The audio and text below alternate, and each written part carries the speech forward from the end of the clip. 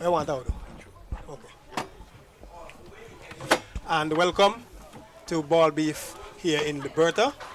And today, the 4th of January 2025, the first cricket match in Antigua and Barbuda is between the PIC Insurance Liberta Blackhawks and the English Harbour Rays. And we have the captain for the English Harbour Rays. We'll just have a talk with him for a minute. And Alex, you're the captain. Hello, yes I am. How did this whole cricket match came about? Well, this came about, I came down here last year and I met Kenny and we were talking about cricket, and I thought, I've been coming to Antigua for the last 5-6 years and always wanted to be playing some cricket here, and got in touch with Kenny and saw the club and realised it's such an amazing place that it'd be nice to use me and my friends who come out here, fortunately, once a year for Christmas and play alongside you guys, try and raise some money for charity, try and mingle with everyone. It's a great day out and I feel like sport's a great way of doing that. Where would you like to see this go over the next couple of years? Well, I'd like this to be an annual thing where where us being the English Harbour Rays, it's the same people, hopefully, each time, and we start to know each other and it becomes a bit of a rivalry. I'd like to have, a cup that we work hard to win each year, to raise as much money as possible, to really unite everyone, bring more people from the island, make it a much bigger event. And we can, hopefully this idea can, grow and grow and grow, and charity cricket can be not just happen once a year, we could do it twice a year, we could do it in Easter, we could do it in other islands for something, if we have people that we know elsewhere.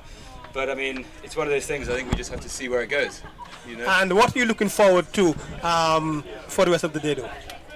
You think you're going to be competitive against the Blackhawks? They're a pretty strong team, Well, this is what I've heard. Word on the street around town is the Blackhawks are one of the best teams on the island. We've got some players here who used to be quite good in their prime, and they may be a bit old now and haven't played in a while. But I hope we can be as competitive as possible. I'm looking forward to facing some pretty good cricketers. I think it'll be a nice challenge, especially some of your fast bowlers who I've had the pleasure of meeting already. But I just hope we have a really great day. Everyone enjoys themselves. We can raise a bit of money and have a laugh, and that's the main thing, really. Well, just to let your supporters know, there's a well-stocked bar and there'll be some barbecue available. That's exactly so what we enjoy want. the rest of the day, and we'll have a talk later on. All right, thanks, Kenny. All right, good luck, guys. Nice one.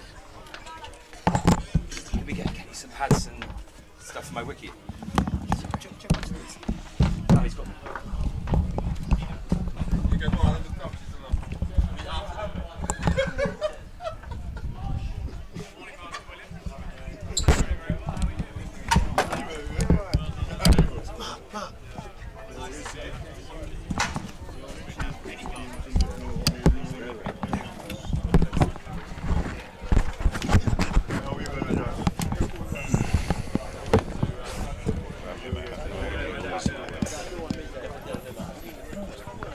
Well, that was Kenny Benjamin with the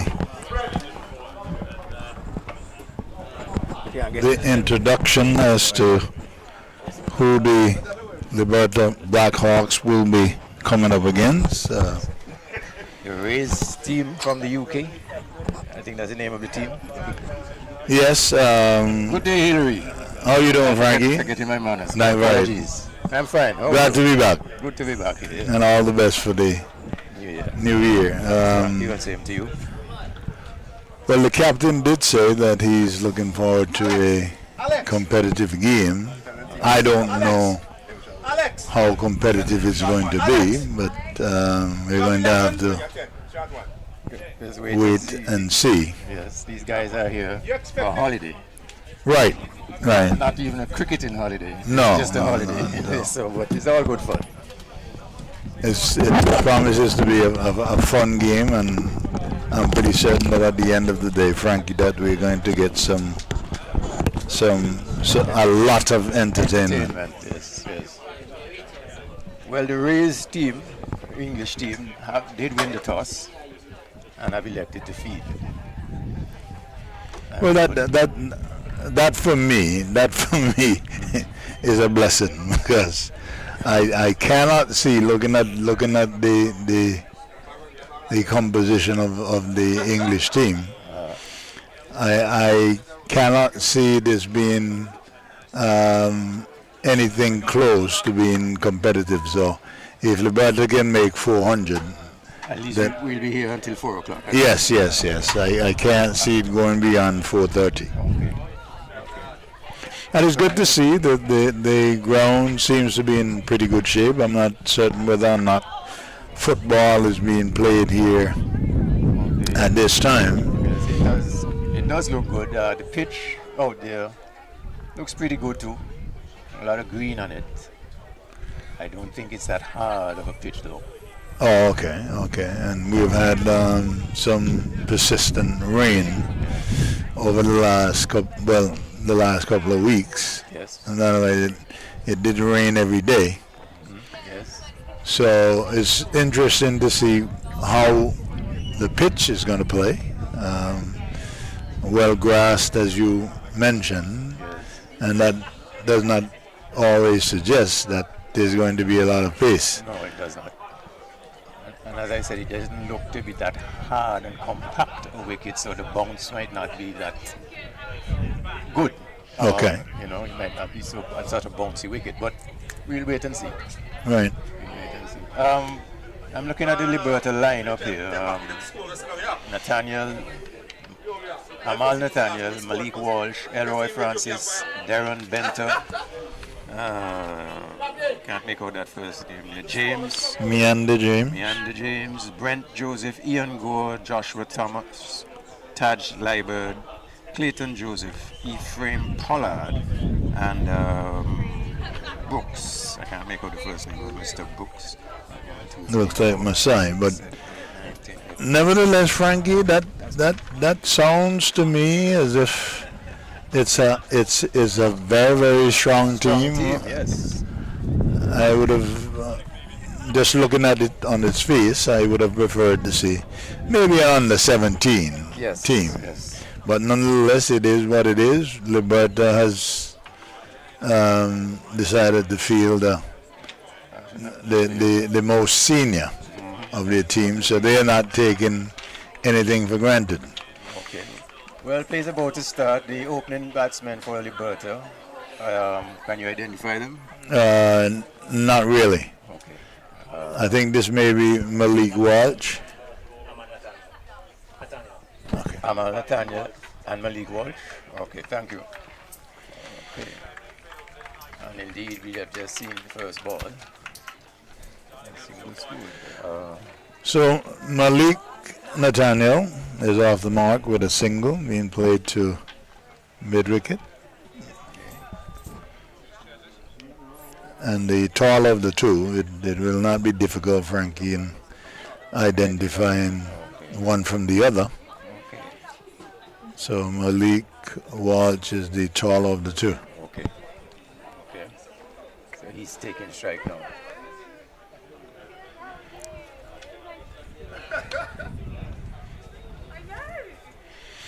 Full delivery being played to square leg, and Malik Walsh is off the mark with a single. Two without loss. Two without loss. Two deliveries.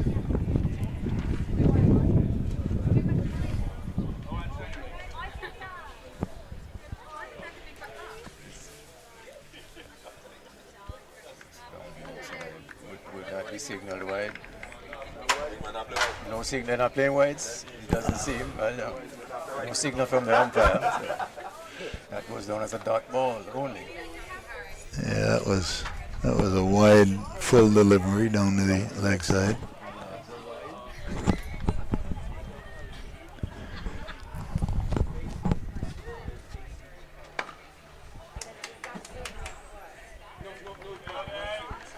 That one driven up to mid-off. No run. That was a better delivery. Yes. Full pitch. Still well up delivery, yes.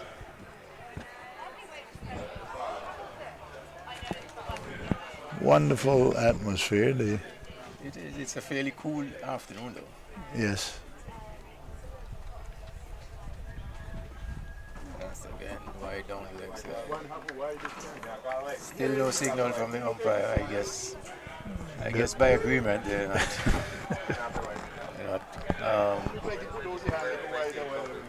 playing wides today.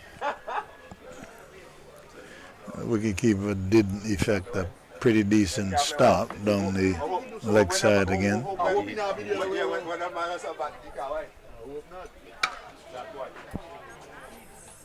well up driven. 4 runs.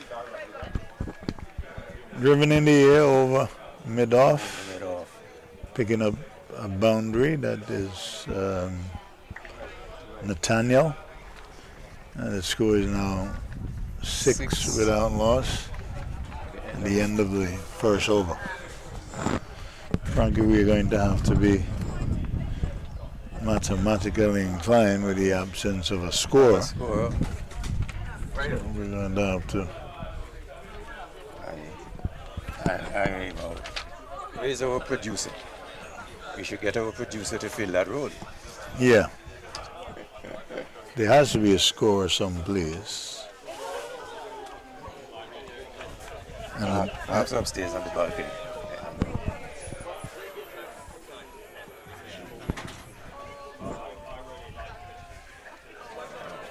so we're going to suggest that there will be some inaccuracies in the score. When it's all said and done, it's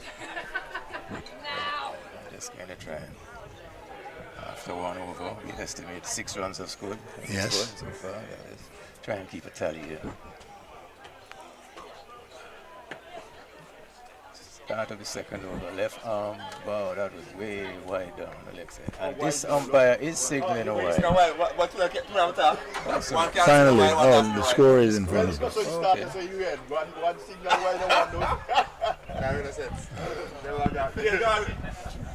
So we're going to be looking for some consistency. Well, let's hope the inconsistencies even out over both teams.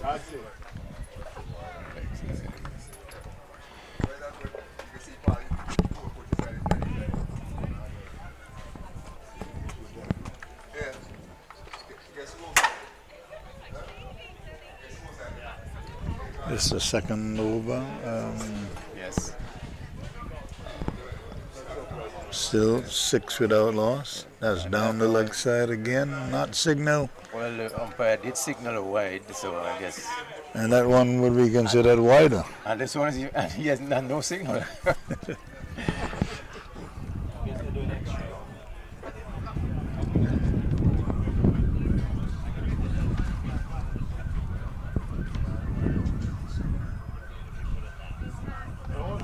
And that's wider, if you can imagine that was wider. Played down to backward square, yeah. For a single. That takes the score to what, 7? 7 without 8? loss. 8. 8? Score says 8. Yeah. Okay.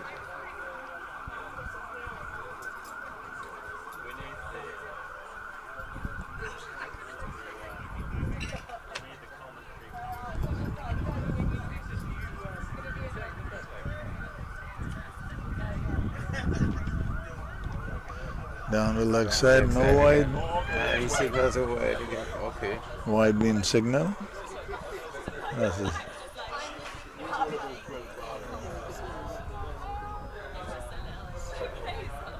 Score is now 9 without loss. 9 without loss.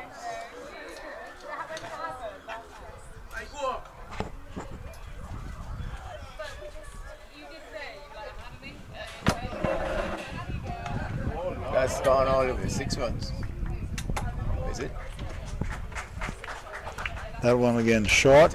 6 signal right on by short. Pulled over square leg. 6. 6. Score now 15. He was direct. Huh? Yes. 15 without loss.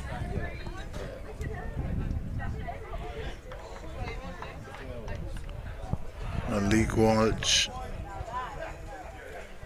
hitting that one over mid wicket for 6. Ball outside, legs down, leg side again. Keep it low. And they're going to come back for the second. The throw being wayward in its intent. And it looks like that was runs, no signal from the umpire.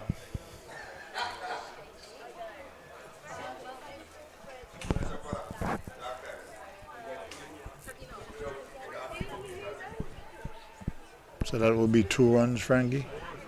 Wide. It's going to be a very long over. Wide again. Score is now 20. 18. 18. You know the name of the ball, right? No.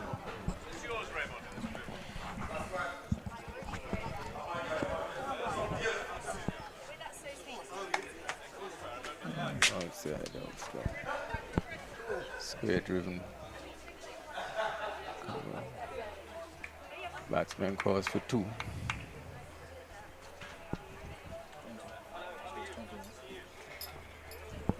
Elegantly driven to point. Picking up 2 runs. So the score is now 20 in the second over. And Frankie, that's simple math. So that's 10 runs and over. 10 runs and over. Well, I shudder to think what kind of score we'll get today. I figure 300 will be in the making. Easily.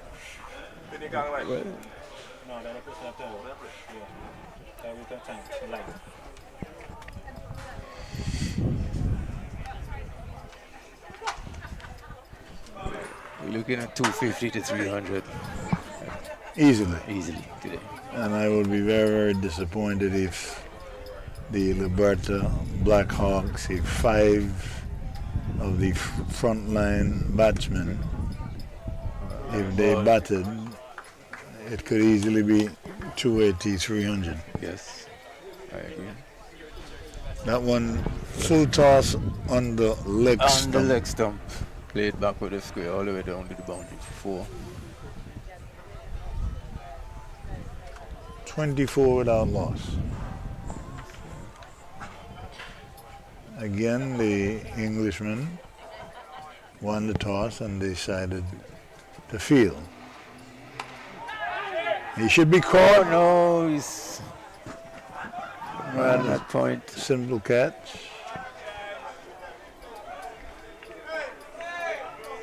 I don't expect too many catches to be taken, Frankie. Well, I was going to make a comment there about effects of last night, but might not be appropriate. But anyway, he misjudged that one badly. Malik Ward gets the life. And this one is this going to come one's down to the boundary for 4 4 byes. byes.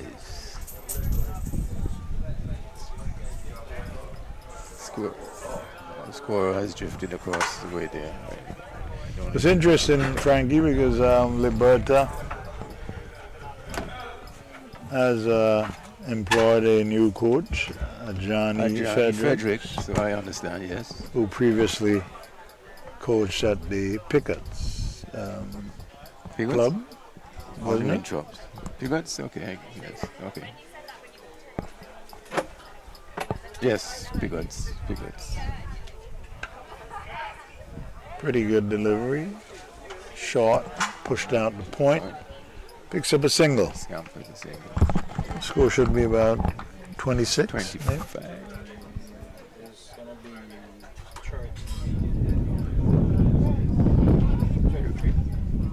36. What did we miss, Frankie? There's a boundary down here. 4 Oh, by yeah, 4 buys. Okay. That's one driven eerily. They say to tell them after the over. That brings us up to 37 or 36. 37. 37 is without loss. At the end of After, 3. right.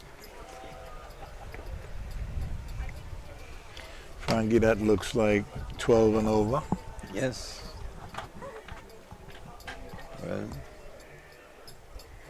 I guess the acceleration will start now.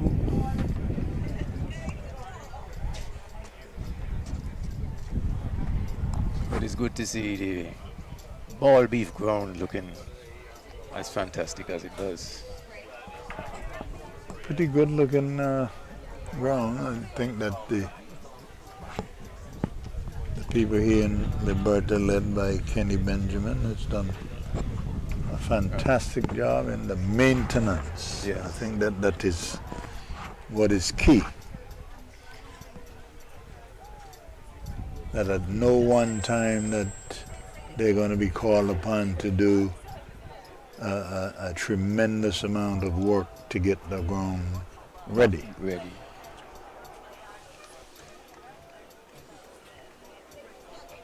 Well, the grounds and little pavilion. Yes, yes. You have to keep everything. It's okay, you can go. So Malik Walsh is on strike, Change of bowler here. and he should be out. He should be caught Yes. Easily. Yes, there you easily. Caught a point. First ball of the new over. go. 37 for 1. I think, Frankie, this off spinner being introduced so early could be a problem. As Devon Benter replaces Malik Walsh.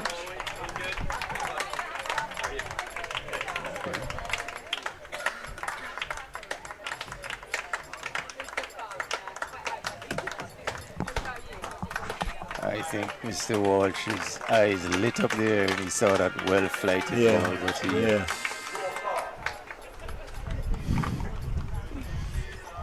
totally miscued that one. Giving a very simple, easy catch. So his demise. Yes. And he scored. He's gone for. Excuse me. 10, give me 10. He made 10. 10 runs to Walsh. 2 fours and 2 singles in that innings.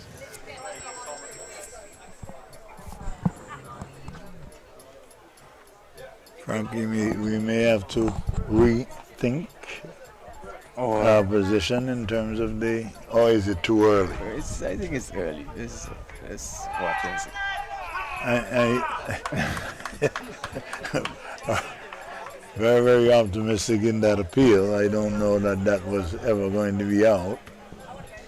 From this angle, which is not a good angle, I must admit, I would. Was it Hazard. close, Frankie? No, I would believe that pitched a little outside leg for a start, but that's very difficult. Oh, that's a full toss there. You see. Good stop, youngster.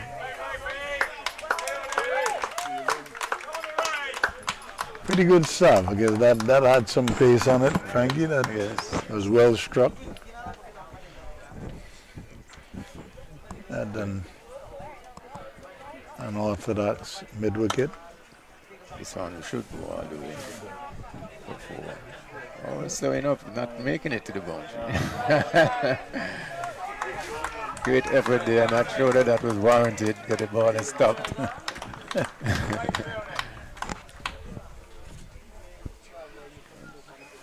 They were able to cross for 2. Yes. 2 runs.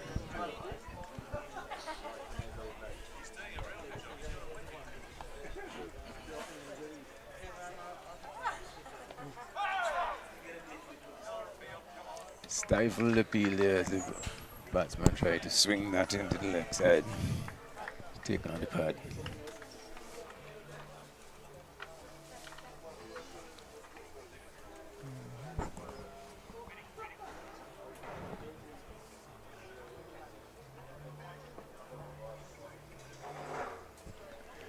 Wide outside the off stump. Right outside the off stump.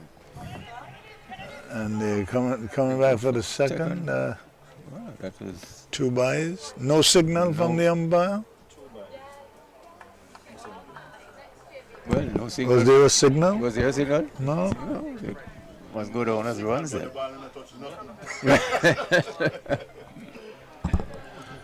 I guess we're going to have to make the adjustment.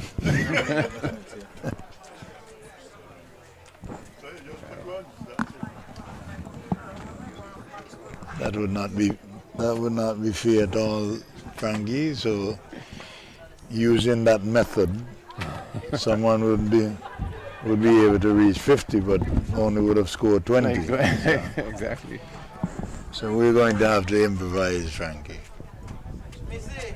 That's Good it. afternoon. How are you? I'm told that this is the official scorer beside us here. Okay. By the way. So, Okay.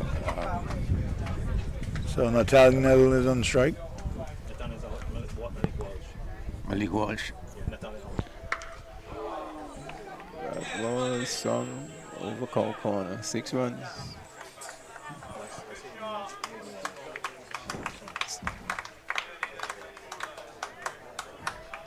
So Nathaniel was the first man out. Nathaniel out? Was it man? Oh. Okay. He's gone. And he's batting.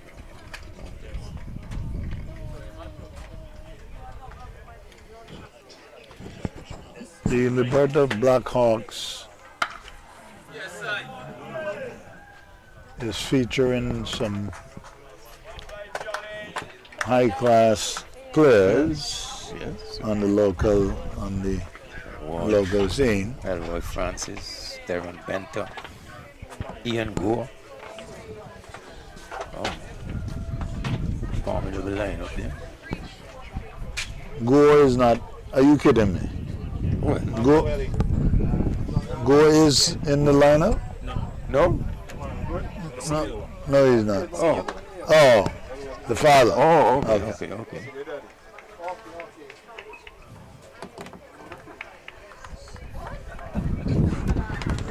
Frankie, and that is going way back in time. Ian Gore was in his day. 60s.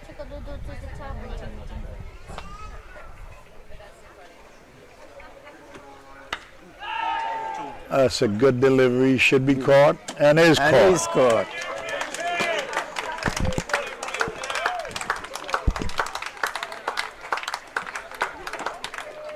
What bothers me, Frankie, we are seeing some indiscipline,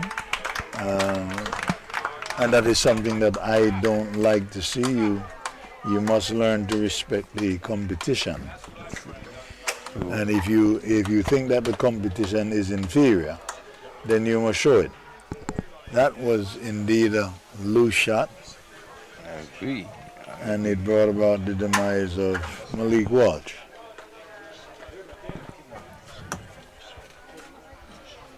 So the 2 opening batsmen are back in the pavilion. No, Benter. Oh, it's Benter. Benter out?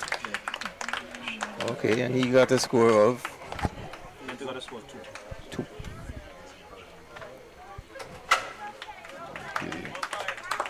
And what is the score? 40, It's 67. 67. Or 57. 57. 57 57 for 2. for 2. Can you tell me what the score was after 4 overs?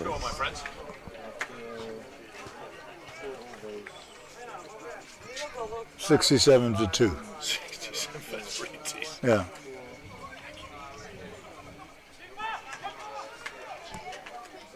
Only a single, as that one was played Back with a score.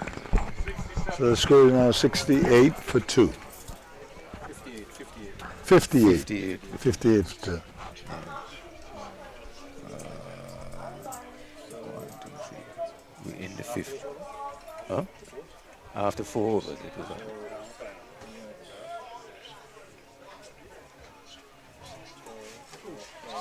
Leg side. Down the leg side. The end of the 5th over. End of the 5th. 58 for 2. 36.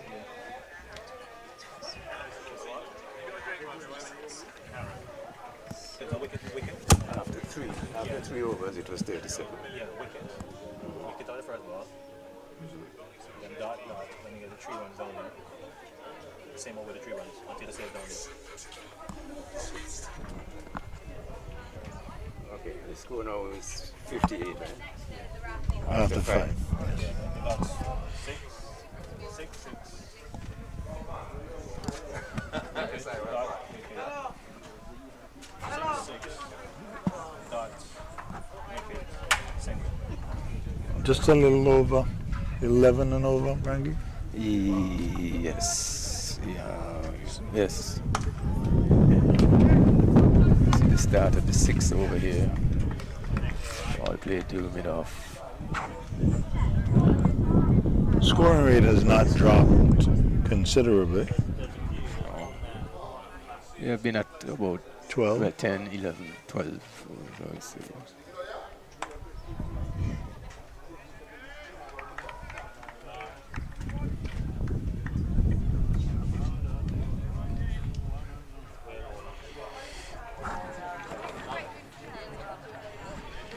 You have any idea when the domestic league starts, Frankie? I mean, football is in full swing. Football is That one is going to go out. No, it didn't. 4 runs. 4 signaled by the umpire. 1 bounce into the ropes. Yeah, we running into the same problem we had last year with football. The recurrent decimal. Until the Football Association can sit down and have serious dialogue with the Cricket Association, we're going to have a stalemate every year. But how can it be avoided when, well, we know it can be avoided if this football would get underway promptly in Correct. August. And there's no reason why they rather than there's no reason October. why they can't.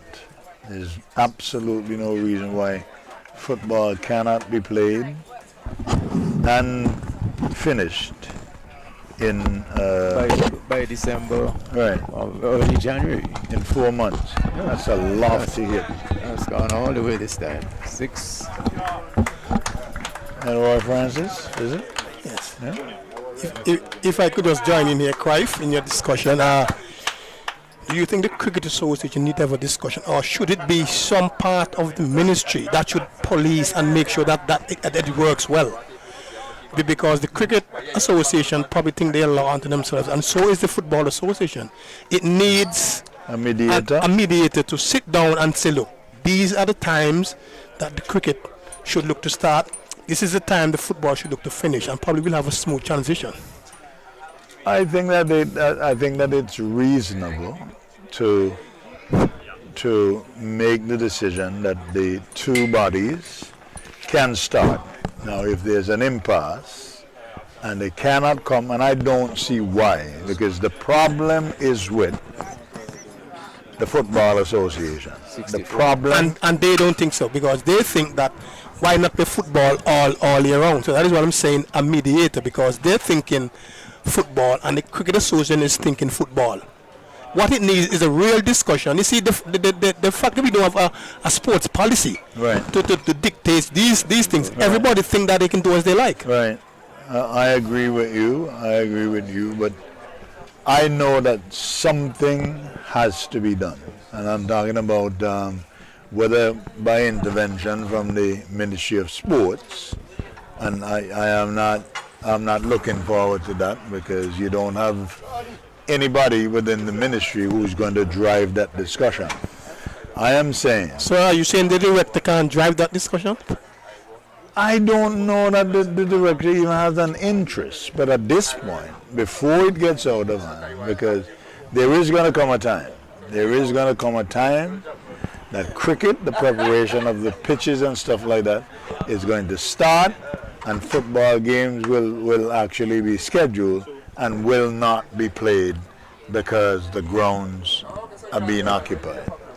It is totally ridiculous that football cannot be finished, that you cannot set a schedule and finish your competition by December. There's no room for excuses. Well, as it stands now, Richie, Francis, we're in between a rock and a hard place because the Leeward Islands Cricket Board just contacted us. They wanted to use out here for the next 3 weeks. But the Blackhawks football still have 3 home matches left. Correct. And it is 1 game per week, so we're sort of we would like to get the money, right? But we have a commitment to our footballers to let them finish their home matches here at the Ball B facilities, So these are the challenges that we're facing in terms of, first division not being completed, and at the end of January it still may not be completed.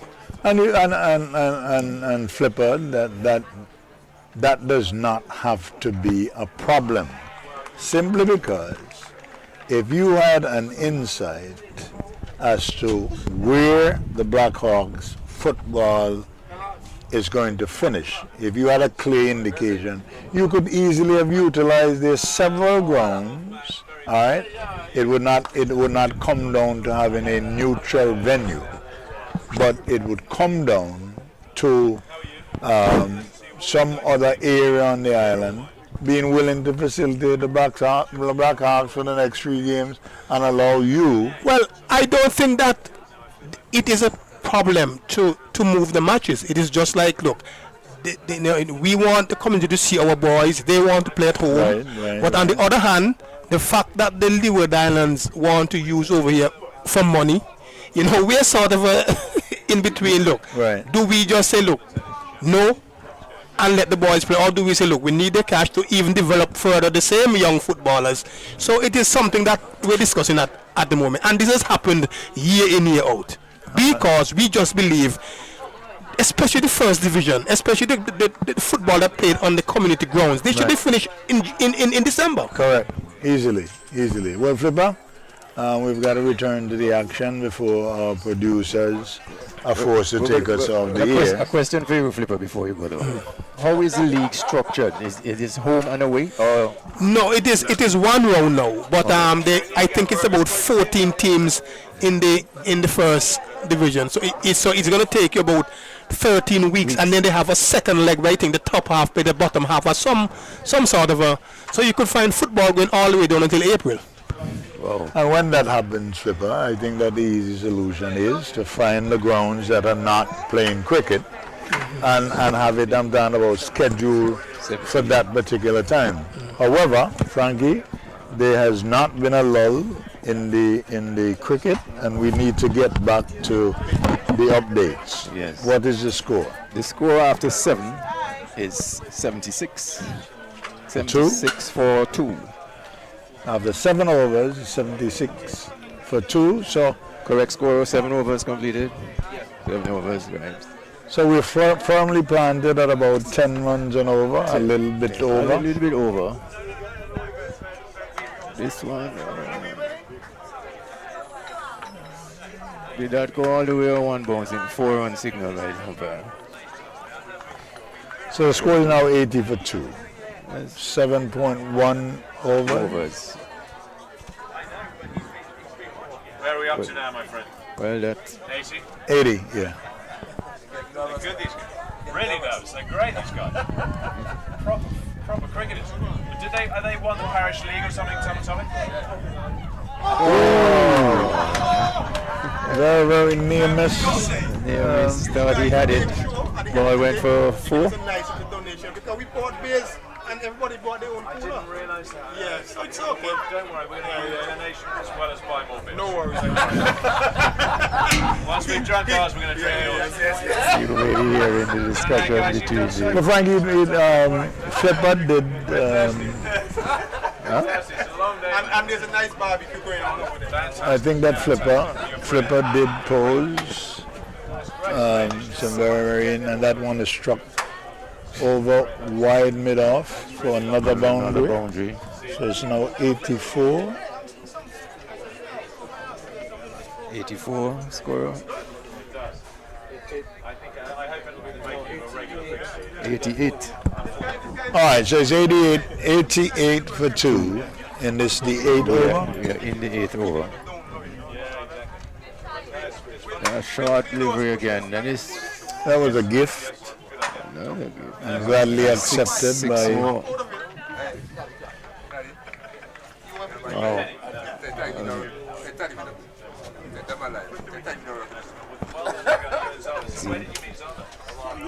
So you think we on course for early predictions as to eventual score that Liberta will get today?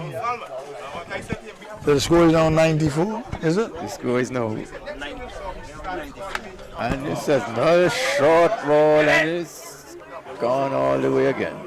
6 runs again. Wow.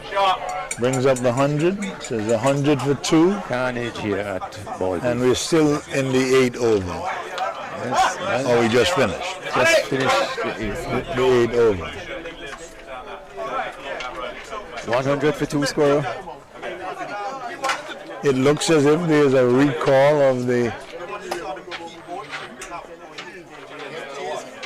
One of the batsmen has been asked to retire. It looks like it. And that is Walsh. Yeah, Walsh has been I think it's the fact that we're not creating asked to retire. Thomas, sorry, Thomas.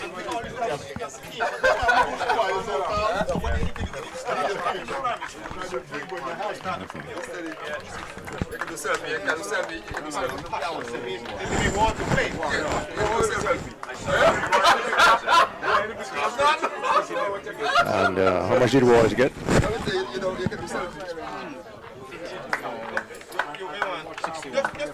51? 61. So Walsh retiring, goes 61.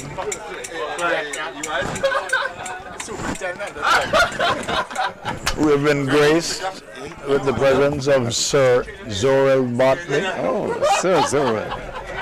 Indeed.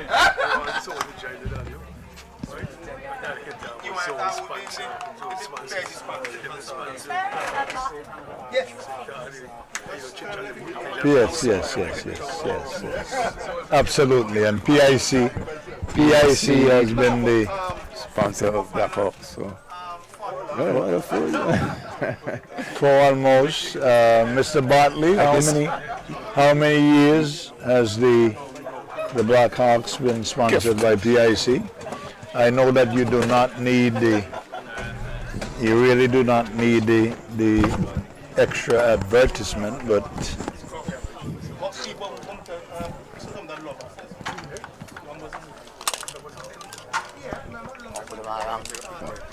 Yeah, that will bring that down, yes. Good afternoon.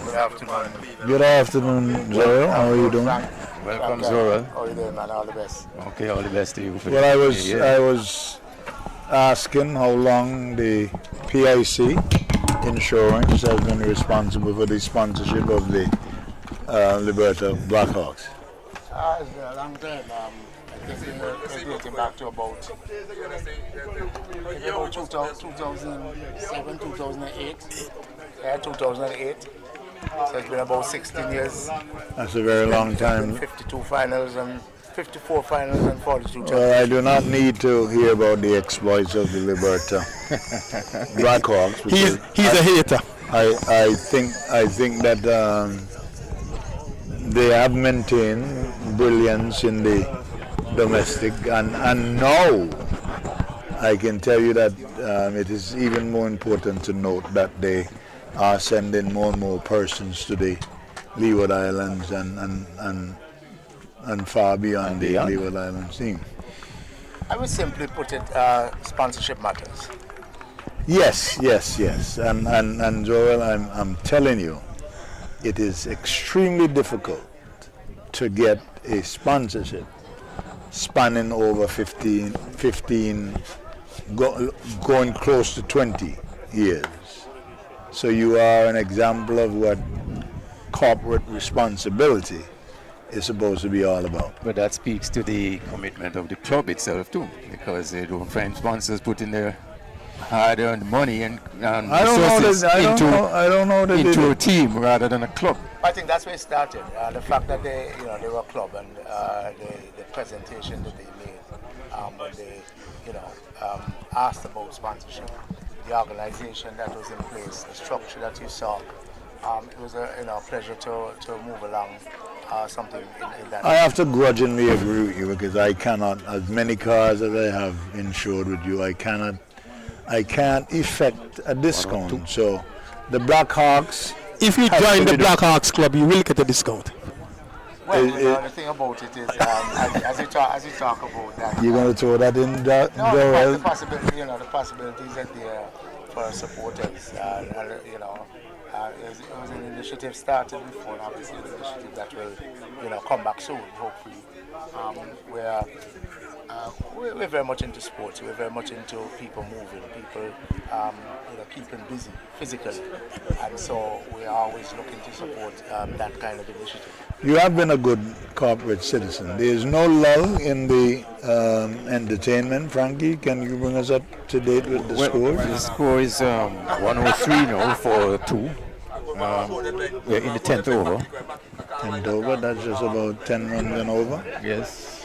We started the conversation, Zorel, as to how best we can see the two major sports moving towards an accommodation where the cricket can start promptly in January, where the football should end no later than December 31st. What are your thoughts on it? Because, like I said, it's something that has to be done. We have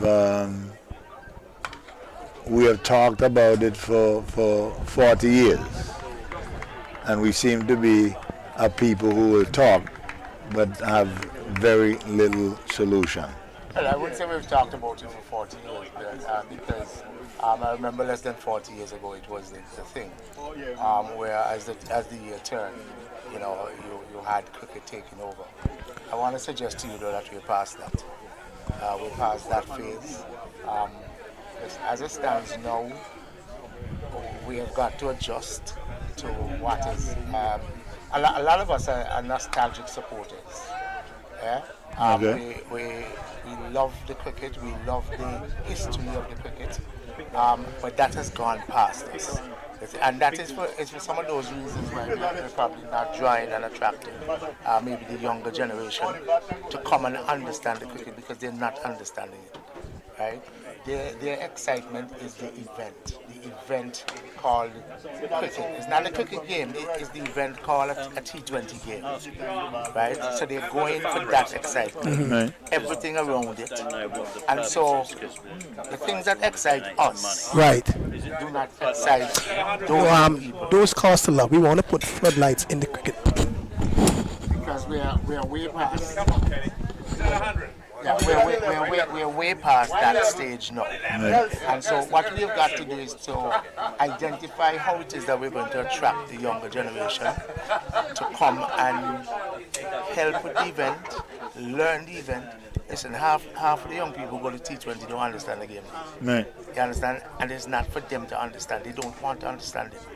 Right? So, if we continue in our nostalgic ways, it's going to die a natural death. Right. Yeah? So, we have to survive. We have to learn to survive. We have to fit in. Football a cheaper sport, and so it's easy to gravitate to. It's less expensive with the equipment, etc. And everything starts from facilities. The amount of work that goes into even practicing for a cricket game. Right. as against what goes into practicing for preparing for basketball game, Right. preparing for volleyball game, preparing Right. for football game. Yeah? Yeah. So we can hold on, and I mean, I speak about the nostalgia, and it is one of the reasons why I try to write as much as I write. Yeah, to get people, to get the younger generation to understand and appreciate what is happening, what it was, where we came from. Because a lot of them think that we were born big. Right. Yeah, and that things just happen. But you know, so we write, are they gonna read? No. So what do we need to do? Probably need to go to podcasts, and probably need to go to videos, animations, etc., so that we can pull them into understanding what is happening. Well, I think that Frankie, can you give us an update? Well, the score is after 10. It is 111. This is the 11th over. We are in the 11th over now. Well, the score is 113 for 2. I think that whatever solutions that we can come up with, I know that it's going to take commitment from both sports to make sure that we understand that both sports, Well, I was just going to... the two sports are important.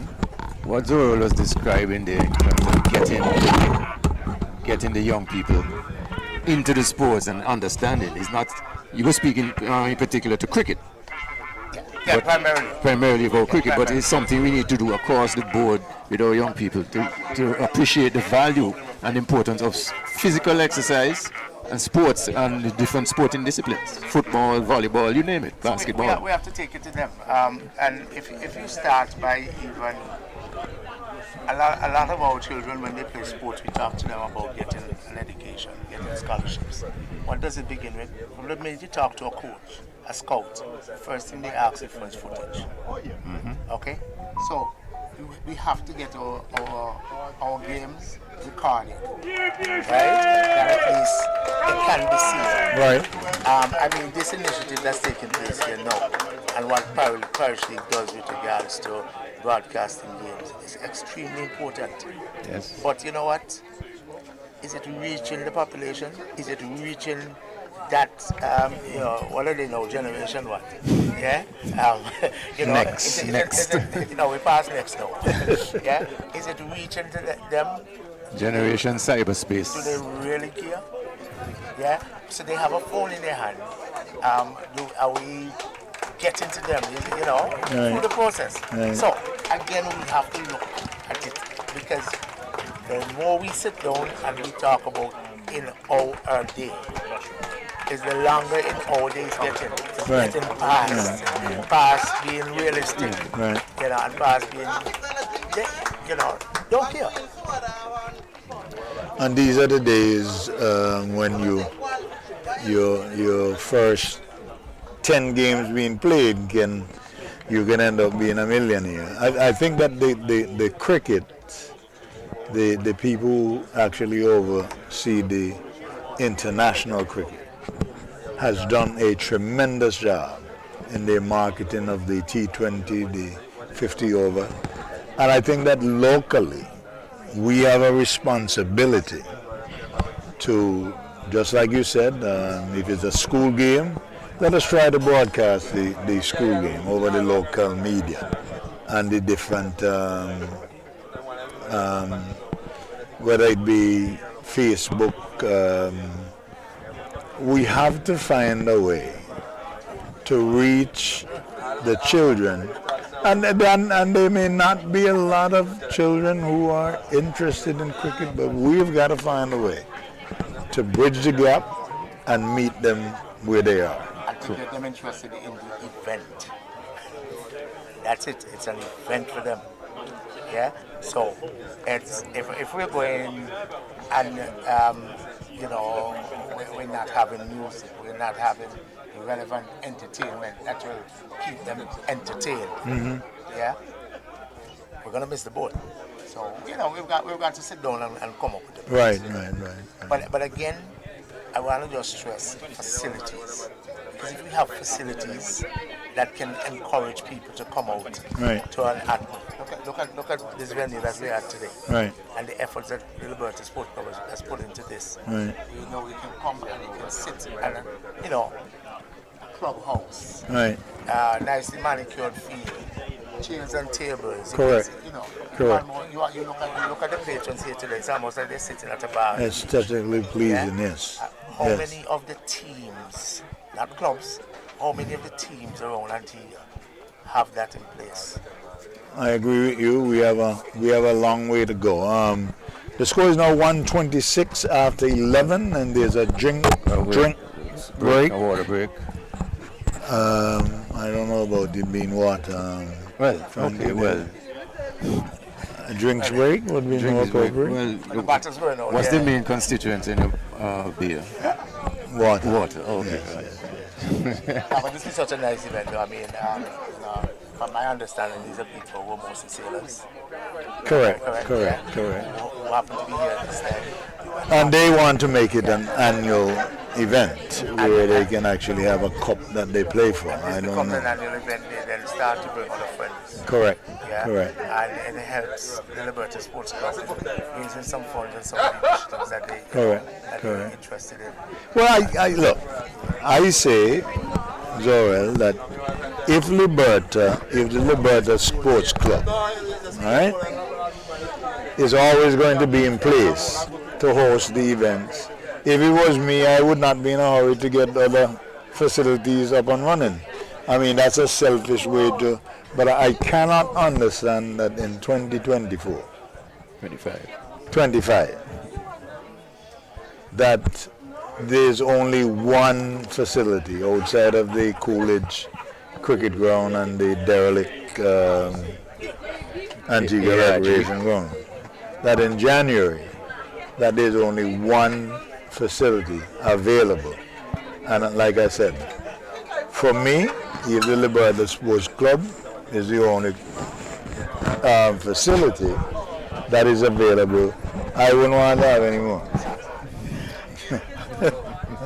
Well, I mean, it's serving its purpose. It's a part of the sports tourism product. Right.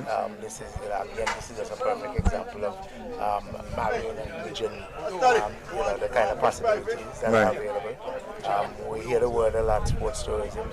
Is it just a byword? It's a joke word. Is there any serious effort behind it? None at all. So, I mean, we bring in hundreds of spectators, and it's a little bee in my bonnet, so I just want to spit it out because, we had an ideal situation last year, 2024, when it marked 50 years since Antigua people left West Indies. Right. We had 12 months, we had 365 days that we could have, unveiled, rolled out, correct, showed X, Y, Z.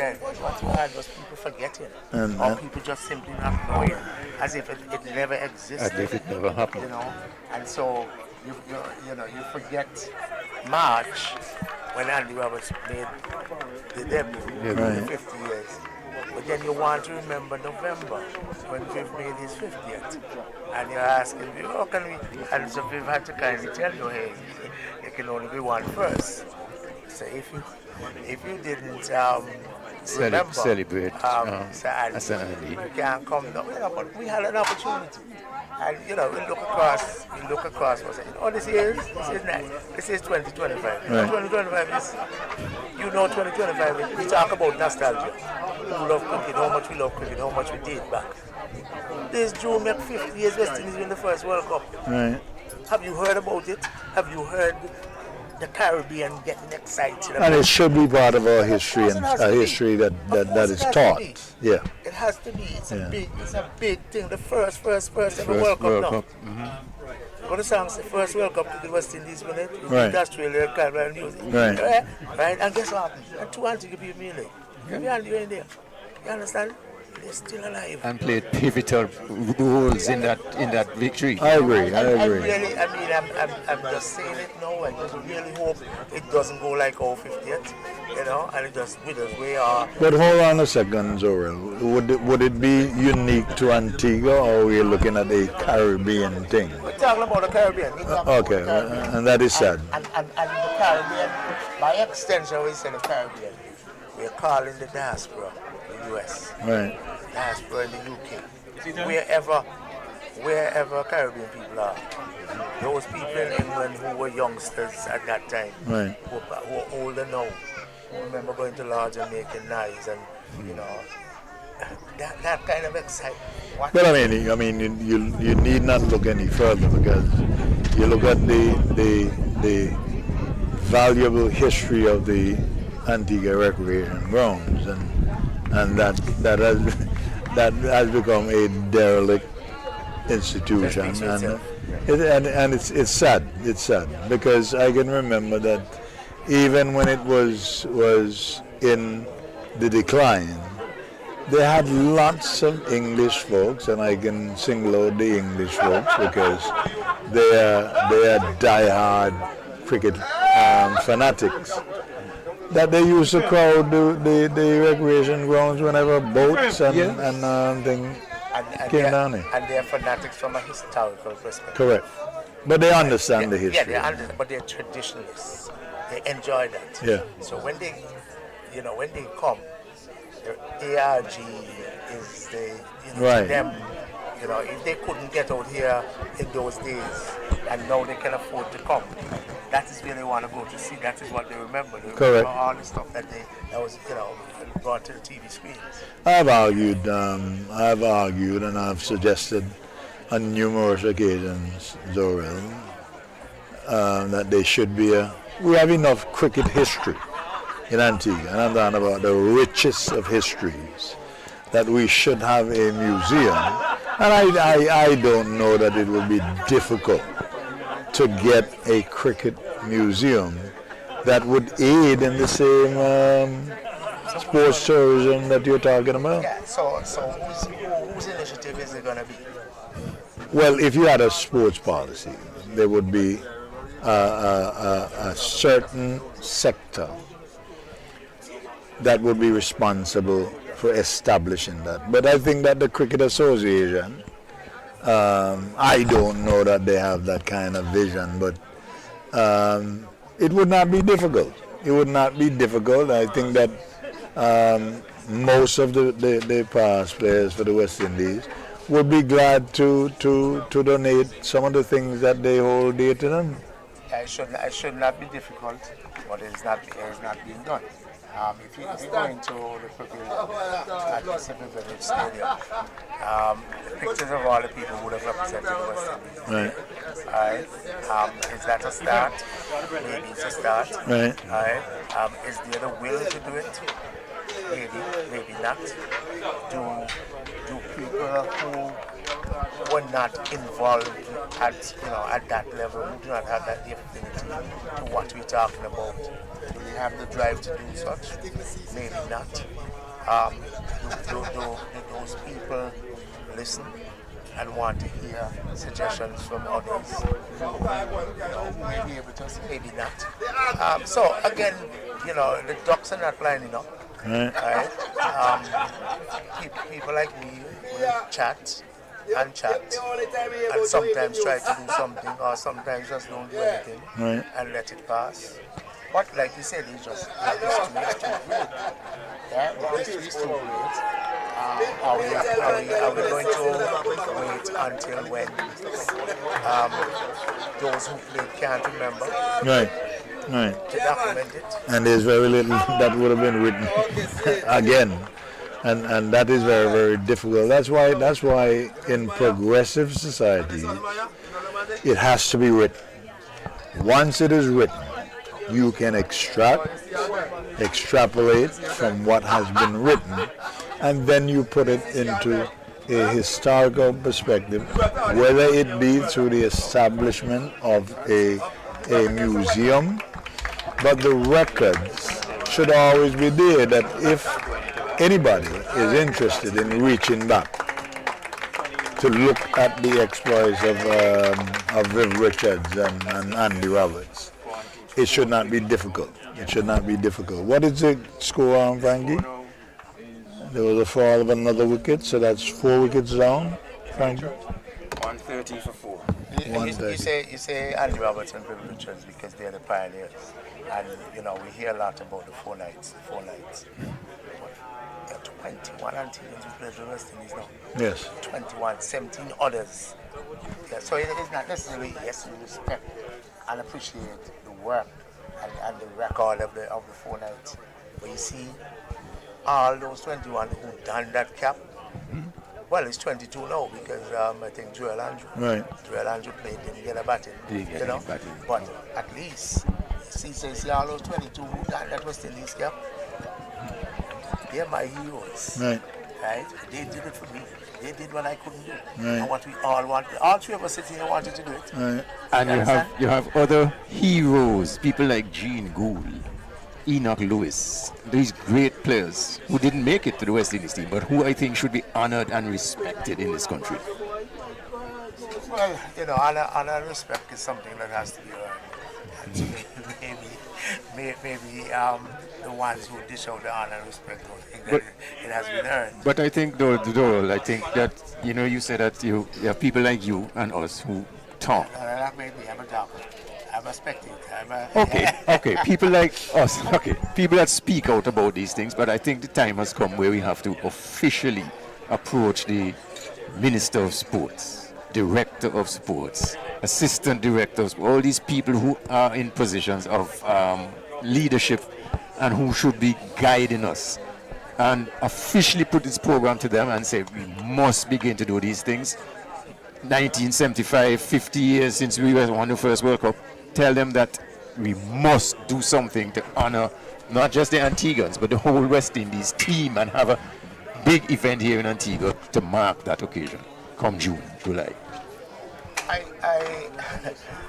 Over the last couple of days, I wrote an article, right, about Winston Benjamin, who just turned 60. I tell you something, one of the most exciting chapters that I've had to just sit down and write about Winston, because he's been so misunderstood, he's been so not valued, and if you notice, I don't know if you have to see the article, I said Winston Benjamin at 60. A whole different story. Was that really that? The Observer 2 days ago. Okay. Yeah. Right. A whole different story. It's a whole different story.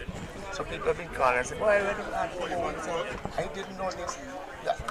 Just before I left home to come here, I got a message from someone who is a second cousin to Winston, a national sports plays. Yeah. And he was like, "I didn't know all those things about Winston."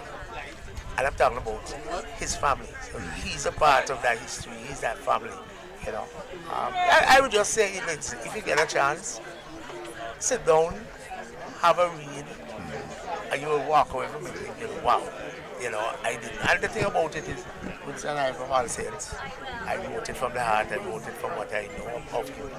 What I know. Well, you would have lived the experience. The thing is that not enough attention, and we can say whatever we want. We can even suggest that those mentions would have been petty, not necessary. But every player, just like Frankie mentioned, every player of any renown, there should be somewhere that you can pick up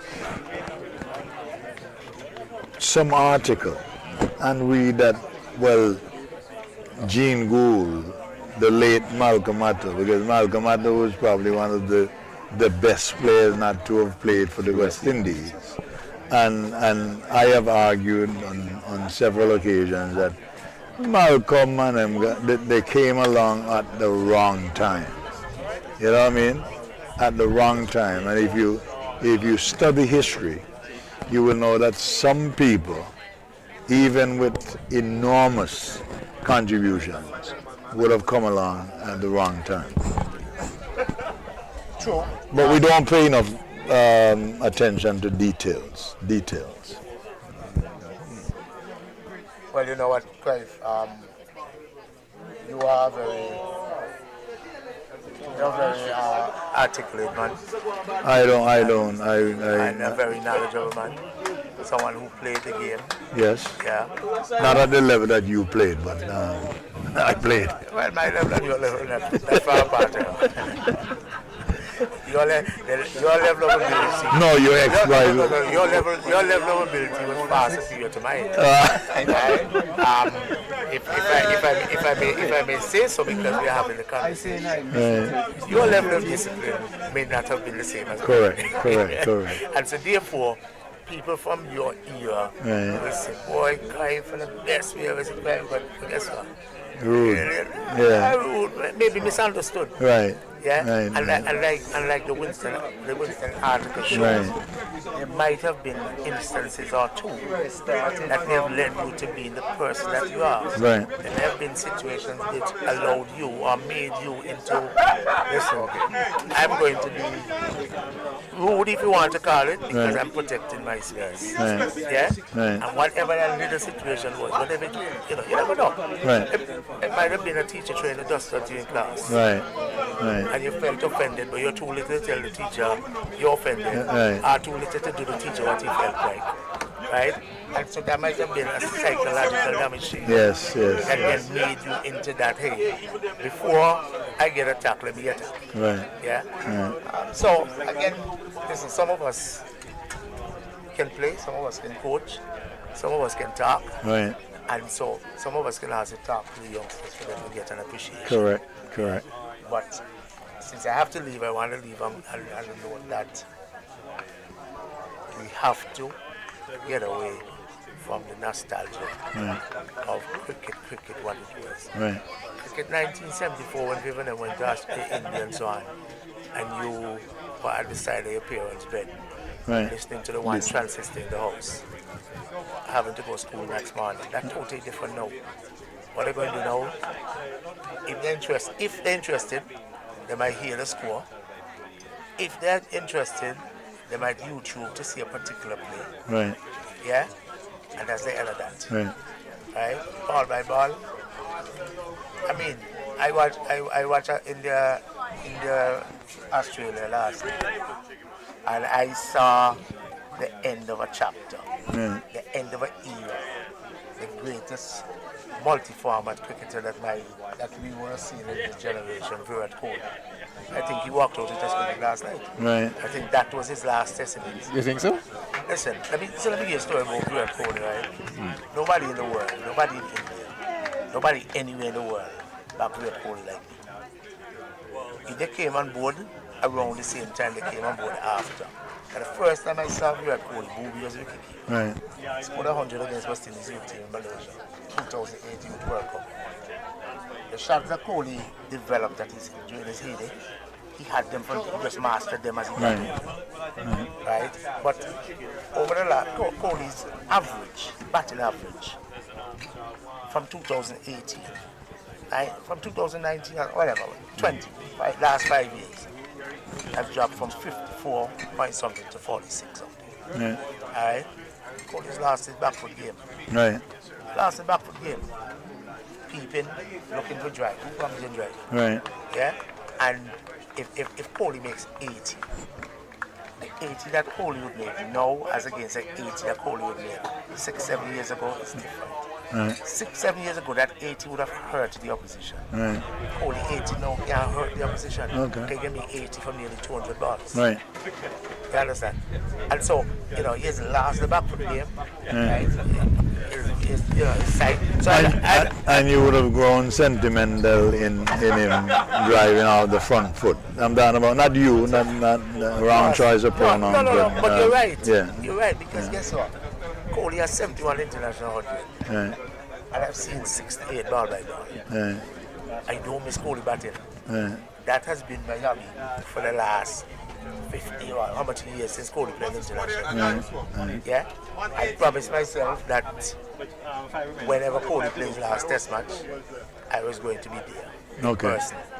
Unfortunately, I didn't go to Australia. Right. 60. I think Australia is.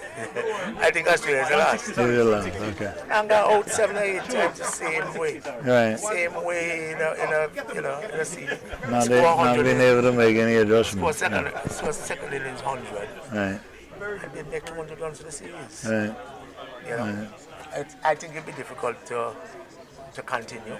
Right. I'd be very surprised if he continues as a test player. And the Indians are very, very good at knowing when it's time to quit.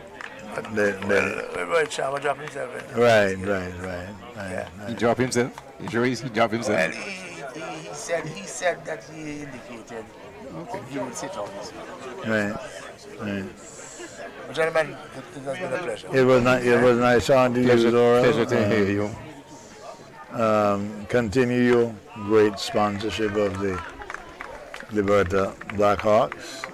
They've made you proud, and of course, I am absolutely certain that they value your sponsorship, and they're looking forward to continuing the great relationship. And you can be guaranteed that we're looking for more initiatives. More initiatives to get young people on their feet, get young people active and moving, get the communities involved. Right. And congratulations to you. You won a court case the other day, and you were in your element. But good stuff. It's something that you fought for, and you should be proud. It was really a non-fight, really a non-issue. Right. Right. That took too long to be resolved. It took too long, but listen, people always have decisions by different options. Right. So I just ask you, whatever you do, especially returning to New Year, I just ask that you're blessed, that you're at peace. Yes. That you love those who love you and enjoy the love that those who love you share with you. Right. That you maintain the integrity and that you be content. Yes. Not only you, but Frankie and all of us. Because guess what happened? Sit down here, the breeze blow. Right. I inhale some, you inhale some. Right. And that's how we need to live. Yes, bro. We can't want all. Right. True. Right? You have good sport. As the king used to say. You have good sport. And, We were blessed with your presence. So Yes. take care of yourself. And your insights. Any minute spent in your wisdom, Clive, is well spent because you're a man of great knowledge. Oh well, thank you. Don't let Frankie hear that because No, you sometimes try to make people think of you as being also right, right. but you're not. All right. You're very calculated with your comments. I do thank you, my brother, and I will keep all that you would have said in mind and use those things as a focal point. Thanks again for your visit, bro. Thanks for anything. Bless. Yeah, man. Well, that was Orwell,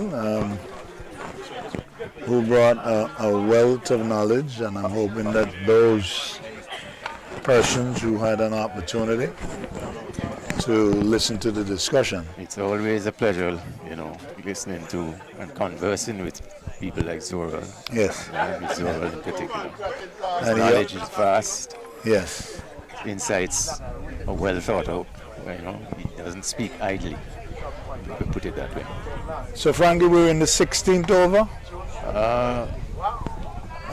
Yes, another 6. Just confirm with my score here. We're in the 16th over. 116, 173. 172. 172 for 5? For 4, I think. For 4 or 5? 5. And here's another one going. That went a long way, okay. Well, I think the Rays So the batsmen at the wicket are just going through the motion. Ian Gore. The batsmen at the wicket currently Ian Gore and Brent Joseph. Let me just confirm that. Joseph, yes.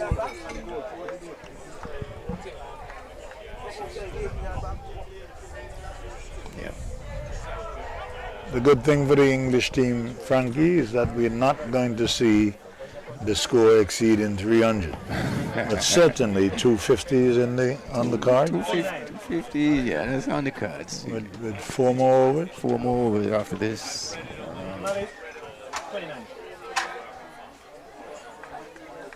He actually signals a wide. I know he started signal wide. He never signal on wide before. Yeah, that's take the one.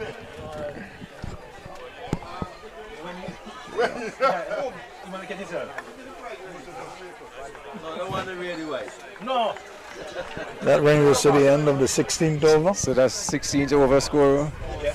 And the score kind of got a little hazy in between here, between the 13th, 14th, and 15th over.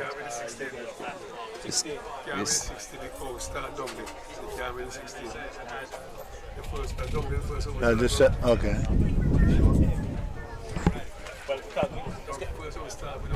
The far end. So it must be an odd number.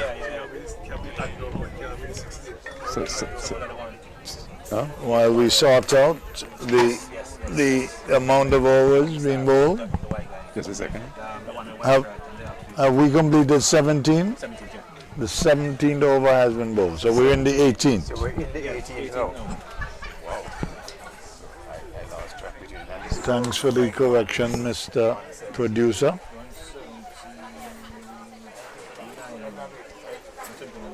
79. Okay, they're just running 2 there. 2 byes? Nice. Yes.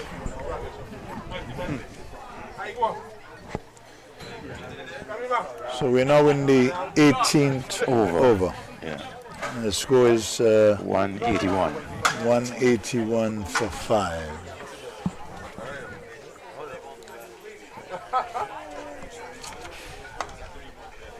Good delivery, and it looks as if the bowler is pulling up there, has a hamstring injury, and I would be very, very surprised if he was able to finish the over.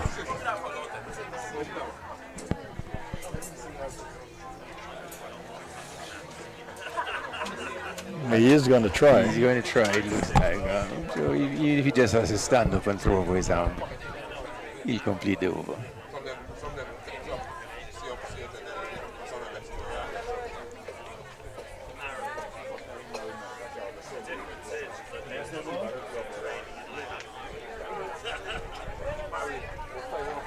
You know, Hillary, I have to go back to the discussion with Zora there and the 50th anniversary.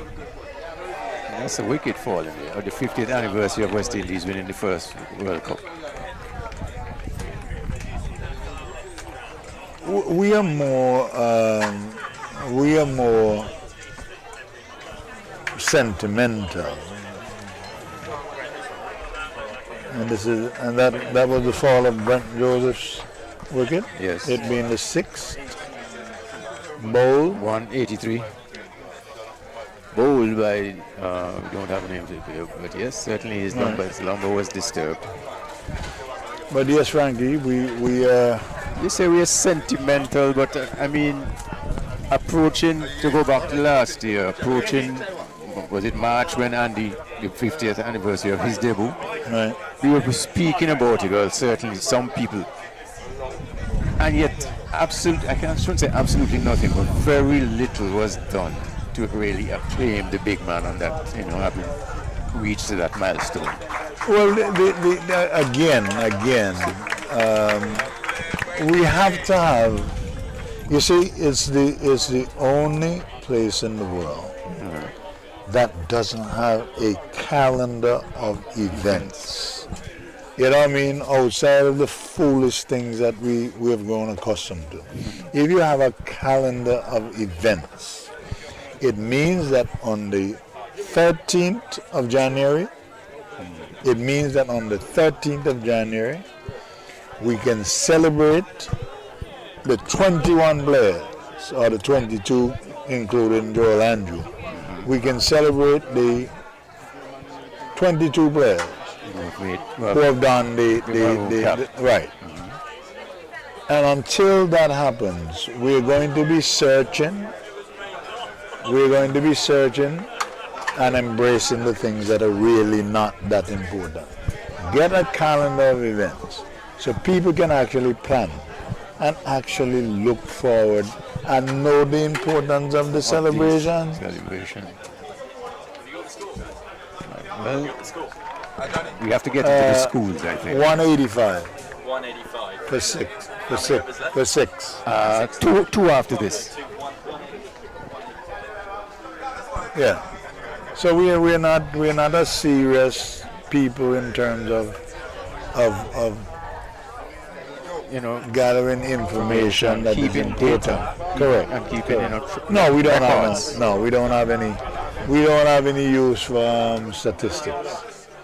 We don't have any use for statistics. And the thing is, we are being cultured into that kind of thinking. Right. When you think that, and I don't want to get political now, the so-called budget debates and how it was just Right. scuppered and just brought to a standstill with no report, no representation and accountability. And unfortunate. And we sit down and accept It's it. okay, right. That is the unfortunate that we seem not to. We've given up. Yes. We've given up.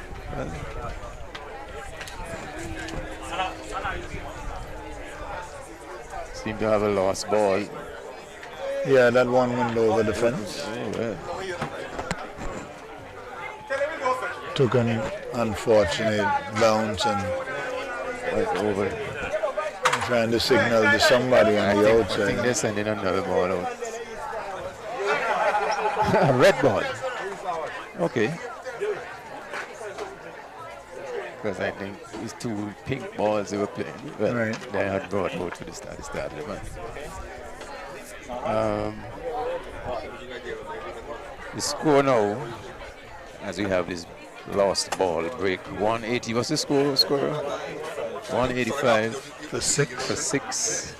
We are in the 18th over. 19. We're in the 185. yeah. What over are we in? That's 4 runs, sorry.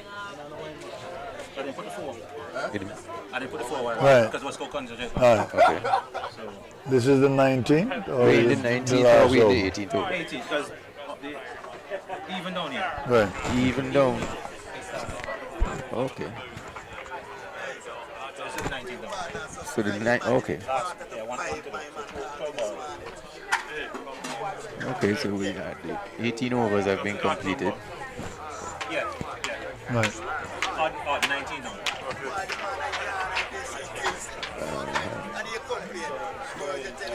So we did get a replacement, or One- did they found the ball? 189. No, I think they They found the ball. found the ball. Yeah. No, I thought that. They took, yeah, and another ball was sent out. So I went for the shoes so you can go for the next one.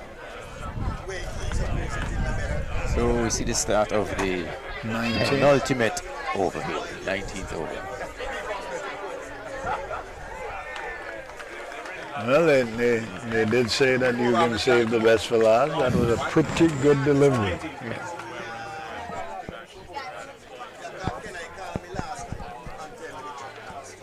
I think we should see more things like this where we get English clubs being invited down. And when I say clubs, it doesn't have to be like county, the top county teams, but lower division clubs and try and develop that kind of sports tourism. Well, frankly, you can wish all you want, and then when it's time that to have a reciprocal arrangement, we're probably going to fall short all the time. Fortunately for the English people, they do have available a whole lot more resources that they can actually arrange a travel day.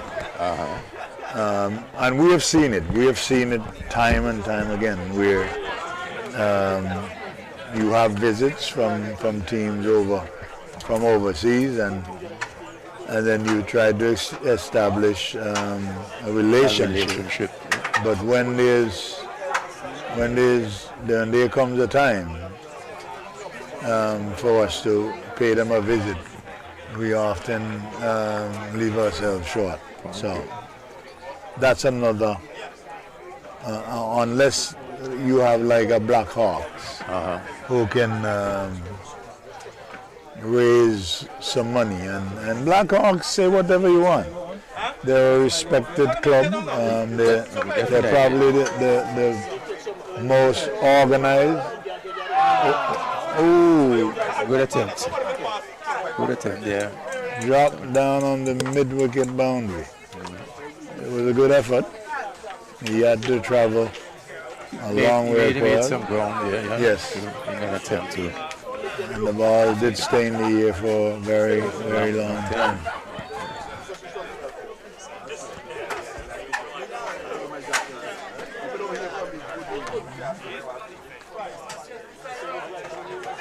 So they're definitely going to get over the line to scoring 200. 200, yeah.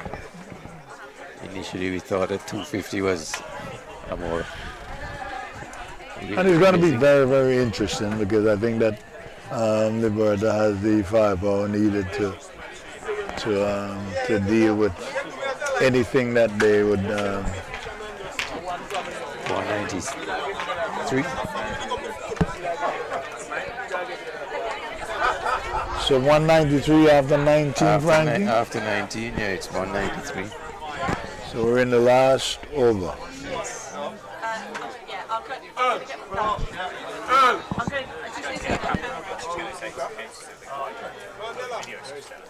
Coming to you live from Ball Beef Cricket Ground in Liberta, home of the Blackhawks.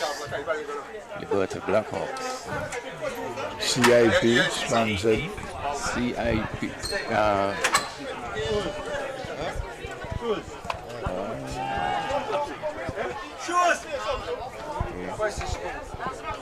Shoes! Sayo! What? Yeah, someone's scoring it, but I don't really score. 194 for 6. And this is the 20th over. Will this one be taken? No.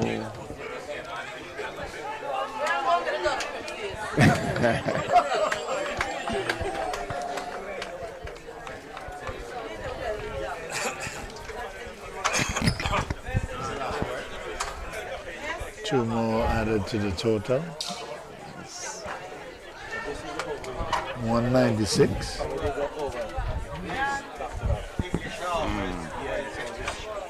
Yeah. The 13th. Wait. man had given up a chance for a run out there, but not taken by the race. I think that Ian Go actually gave up the... Oh, yes.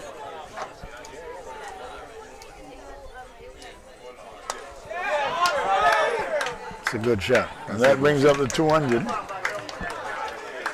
200 for 6. 200 for 6. 200 for 6. 200 for 6. Yes. In the final over.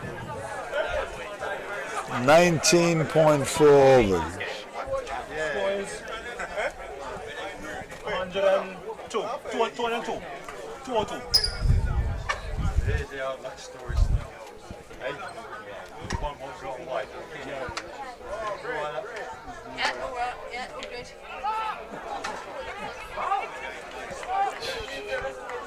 Another English player comes up limping. The ball cannoned into his shin or his knee. Did it? 4 balls gone. 2 more deliveries left in this, the last over.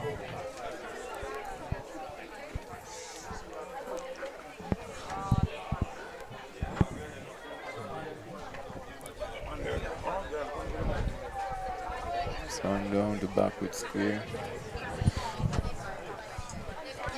Last one, amble the single.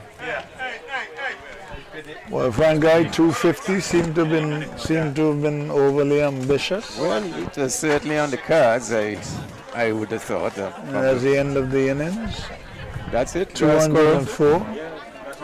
204 204 for 6. 204 for 6. And we'll bring the scores in. It's How many overs you do? 20. 20.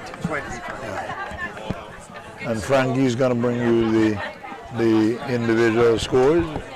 If the scorer can let the scorer finish his tally. What do we do? Do we go pick it up? And I think that the innings for the Englishmen will start in about 15-20 minutes. Yes, I see the captain of the race team being interviewed there. We're not picking it up here on our mics.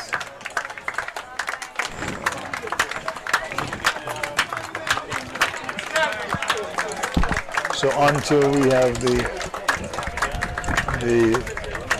individual scores, yeah.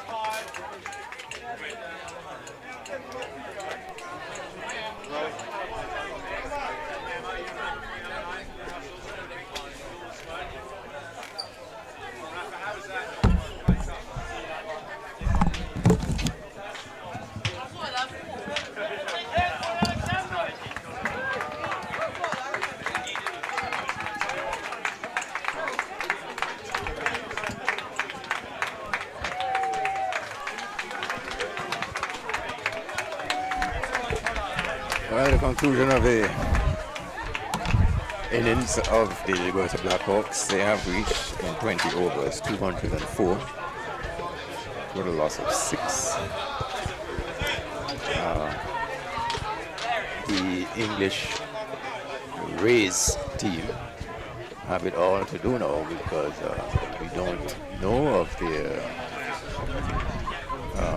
competence, put it that way, in the batting department. But we know certainly that the Blackhawks bowling will be something to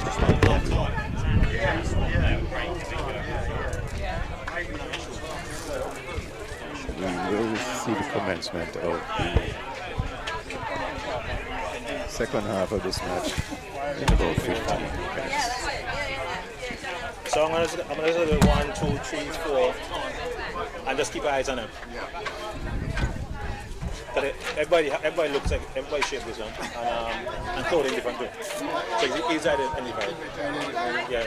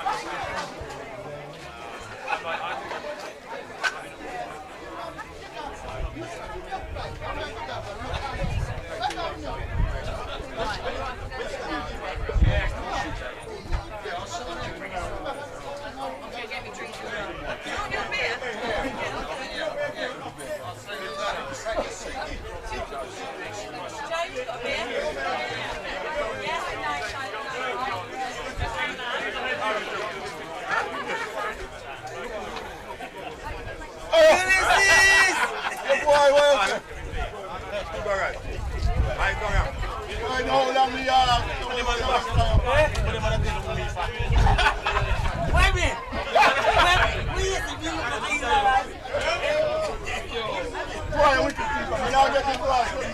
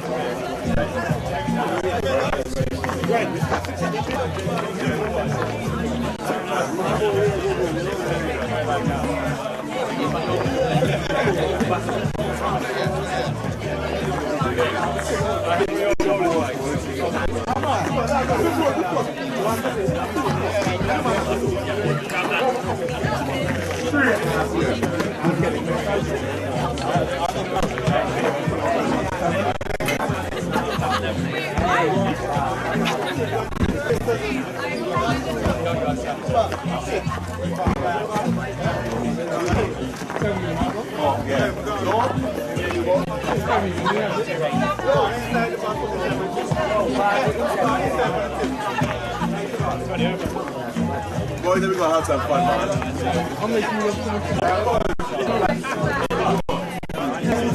What happened to Daddy?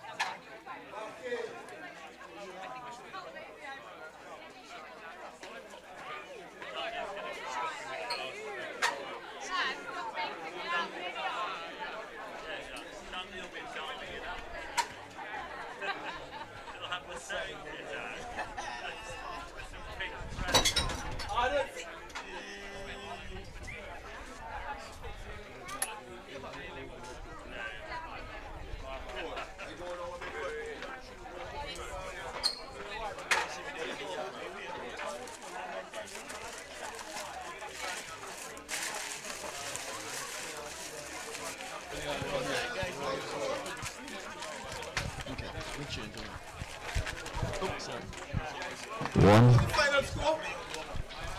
2-4.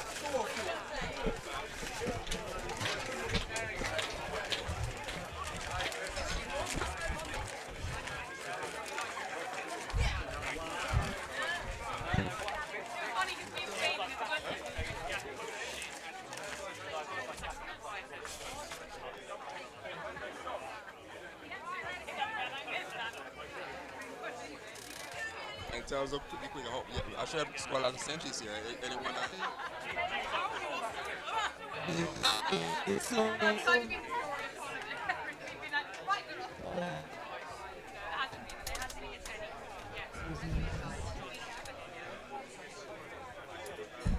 And me and Scruff, school centuries.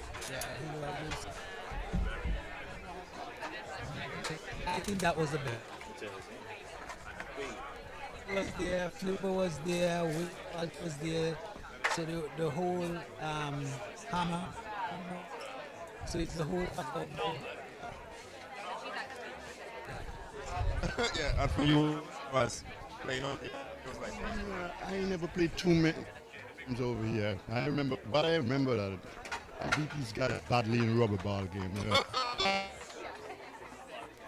With rubber ball before me. Yeah, for all the villagers to play against each other. And we beat them so soundly they gave us the bat. Say, boy, look, you guys are the best in the world. So they retire, you know, after that. And in terms of quick today, what you guys think about the game today in Antigua and the whole? What you think? I haven't seen much for the past 20 years, but I think we did the game and Hungry the other day, and Hungry says we need to go back through the schools, and I think there is where we need to go. I don't really follow the cricket too much, so I really don't like to talk about things that I don't know. You know what I mean? But just seeing the product of West Indies, I realize that we really like it. You know what I mean? Yeah. So it's not like it's things happening. I'm not here to see. You know what I mean? But the product that is there is the top. We really need a lot of improvement. And for you, Mark, I know you stay close to the back.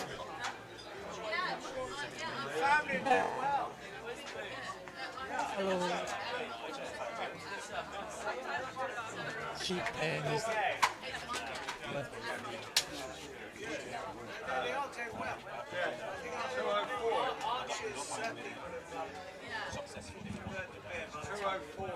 I know. That's going to be quite a tall order. Yeah, very much so. We're relying on the paddles.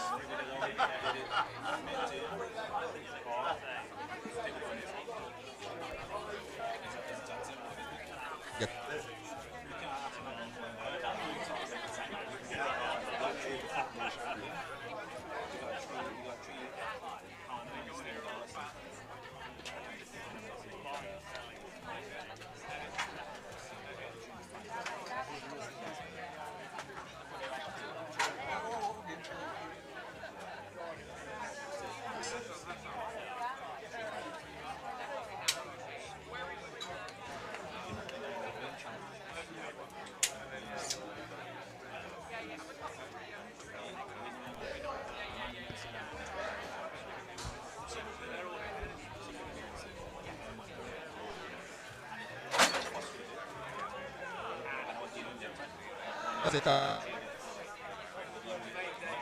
That's not.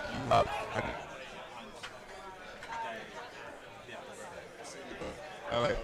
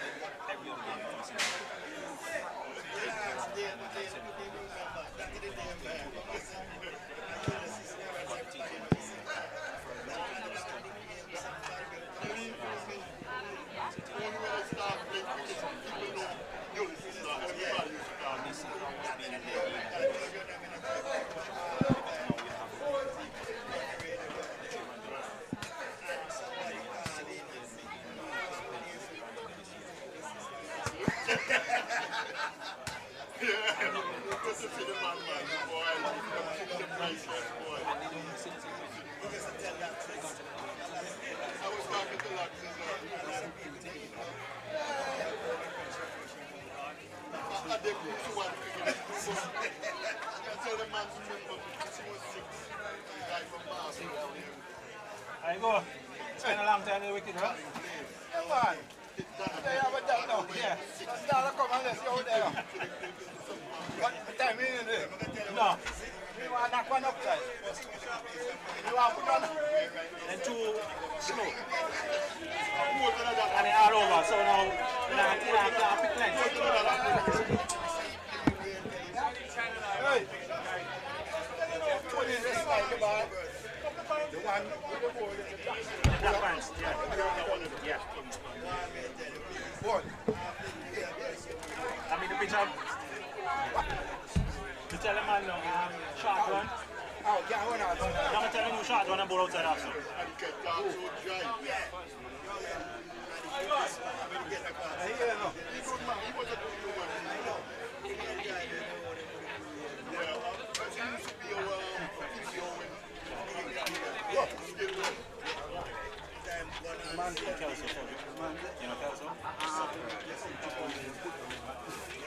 He would be under the 5. He would be under the 5.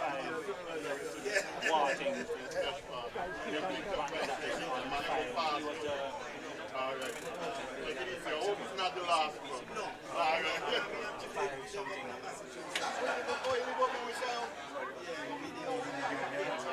No, not union. I mean, this game not time. Well, that's not even somewhere. But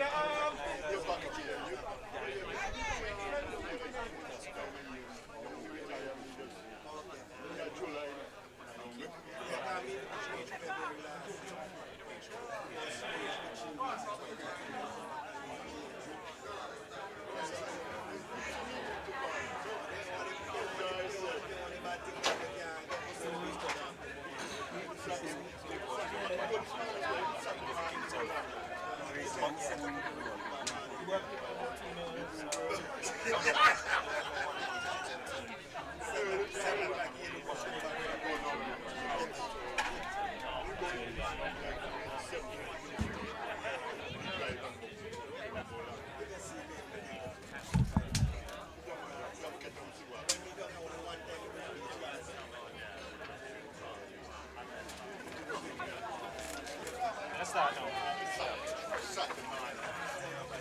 No.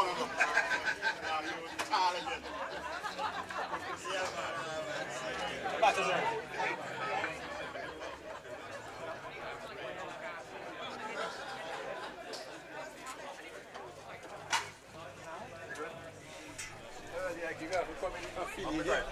I don't see going.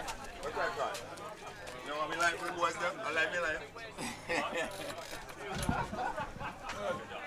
Alright. What cry?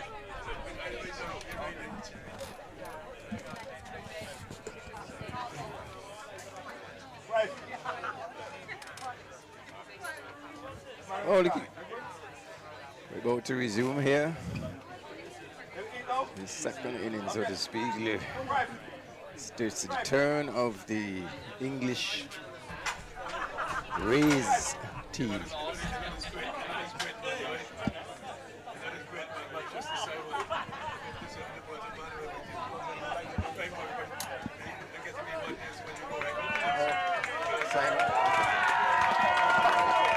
Okay, just taking some words here. If you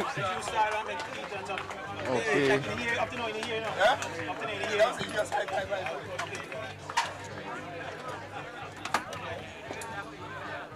No, yeah, come.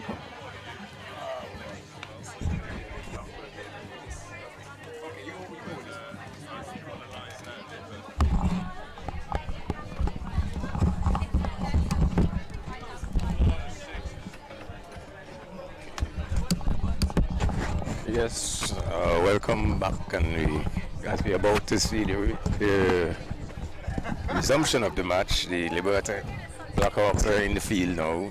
The English Rays have begun to commence their innings. They're chasing a score of 204, which Liberta Blackhawks achieved in their 20 overs. And we are pleased to have with us on the microphone Mr. Chesney Simon. Welcome, sir. Good afternoon, ladies and gentlemen. He needs no introduction. Will you care to introduce yourself, Mr. Simon?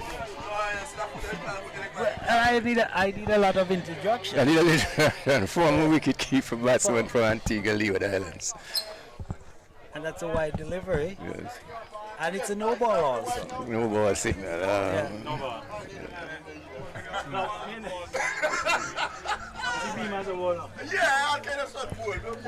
What the ball was the ball? Unfortunately, I have the names of. Oh no. Name of the bowler, please. Elroy Francis. Elroy Francis. The ball in the first over.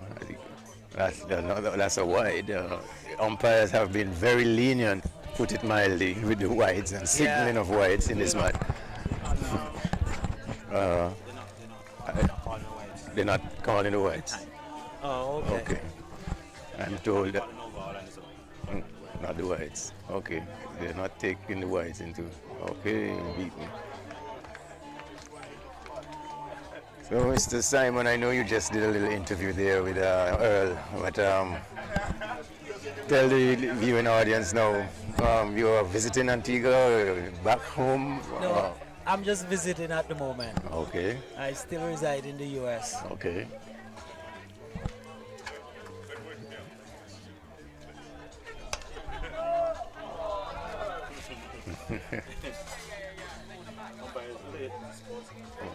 Umpire skipping up.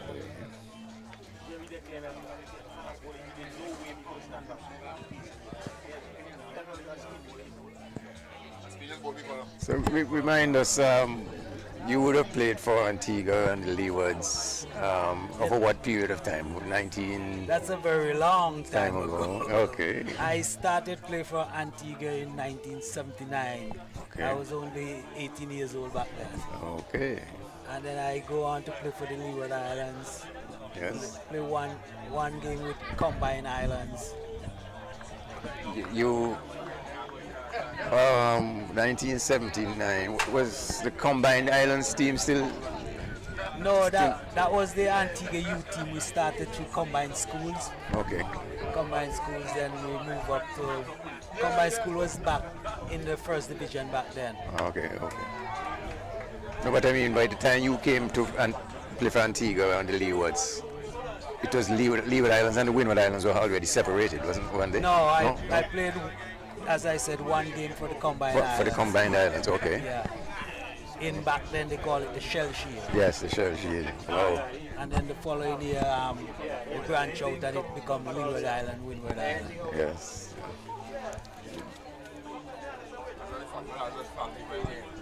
If I'm just testing my own memory, I think the Combined Islands won the Shell Shield, I think in 81. And that was the final year of the Combined Islands team in the regional competition.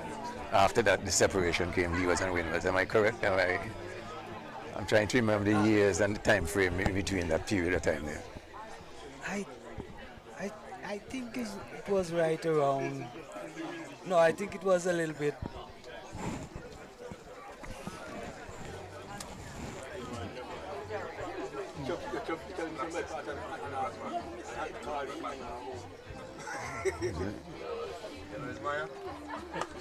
Yeah, I think it was a little bit later than that. Later than that? Okay. Yeah. Okay. As I say, it's foggy in my mind. Because if my memory serves me right, I think I first played for the Leeward Islands in like 86. 86? Yeah. Okay. Because I started playing for Antigua in 81. Okay. But I played for the Antigua youth team 79 and 80. Okay. We went tour in England during that period. Okay.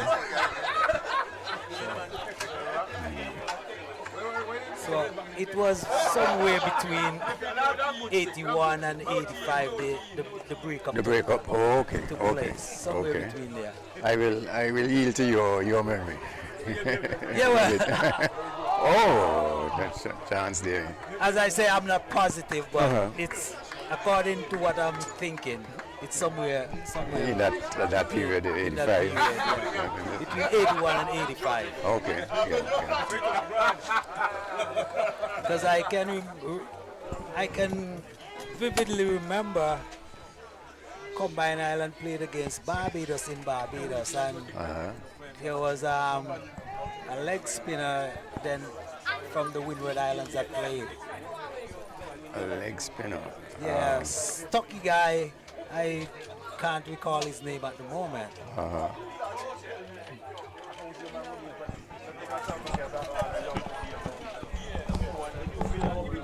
This is the second over. Yeah. The score is 2. So after 1 it was 2. After one it was 1. Okay. And this is second over still. Okay.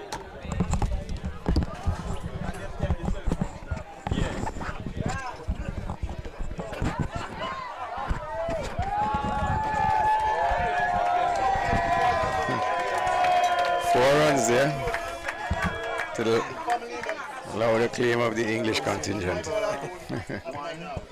Batsman number 1 is blue helmet, batsman number 2 is Oh, red helmet. Okay.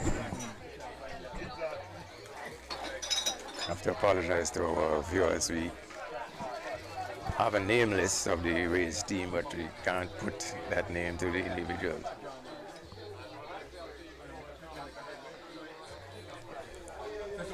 Umpires are very lenient with the white today. Yes. One time they signal them, another time they don't. They don't, yeah.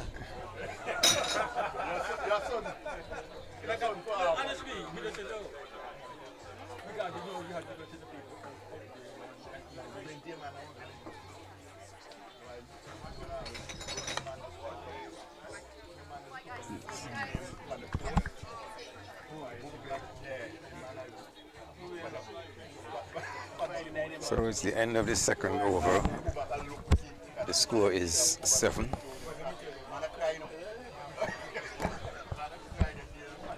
As the Rays begin their chase.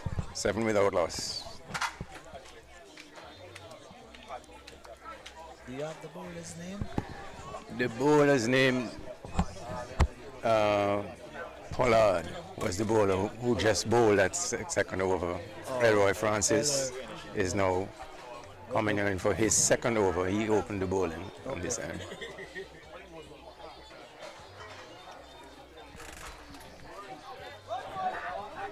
Oh, that the keeper. Yeah, it's a bye. Buys.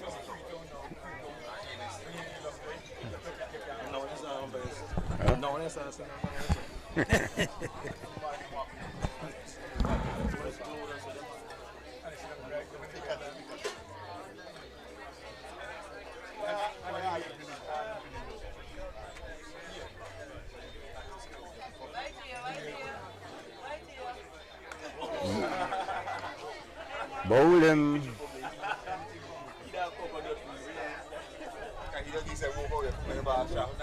Batsman number 1 sees his lumber disturbed. The score is 7. 7 for 1. 7 for 1.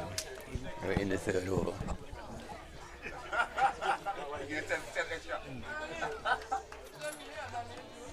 So, Mr. Simon, I'm going to test your memory and, well, my memory. And I remember listening to cricket in those days, and you coming through as a wicketkeeper, and you're competing for a place in the Leeward Island side.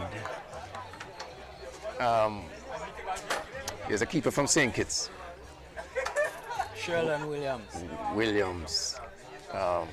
Is it fair to say that you and he were competing for that Leeward Island spot?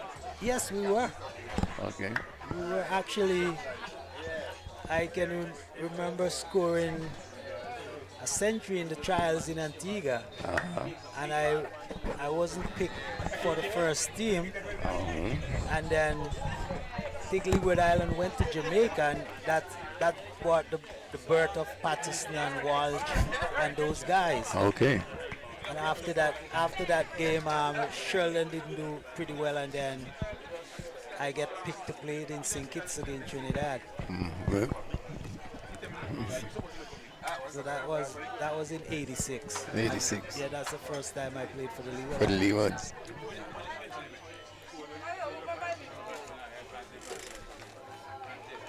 And are you one of those players who remember your scores in your first match?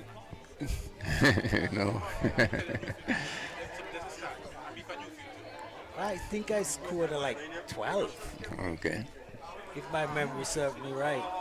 But it's just the other day I was talking to Hungry Watch, and he was saying if you go through the Leeward Islands, you cannot find those kind of records anywhere. So the record keeping wasn't even up to par. No, and we were lamenting, well, myself and Croy were less lamenting the same point, that we don't do well with keeping records and having data in Antigua and Leewards. Yeah.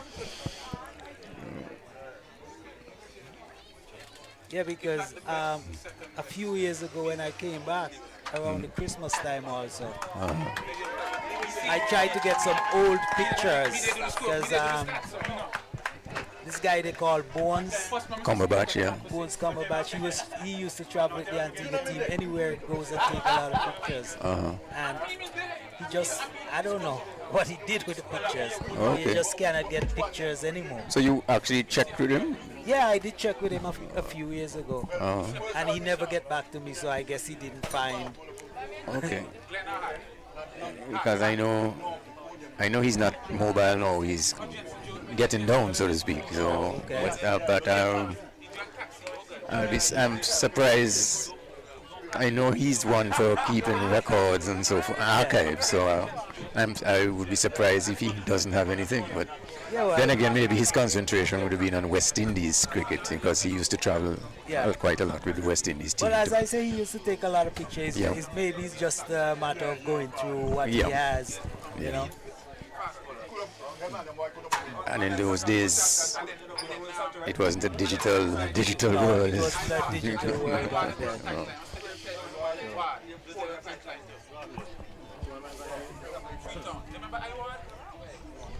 So 9. This was just 9. Wow. Fat boy. Fat boy.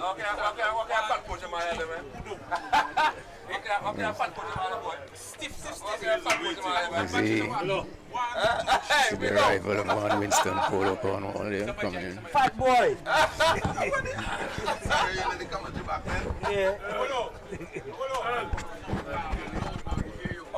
So we're about to see the commencement of the 4th over.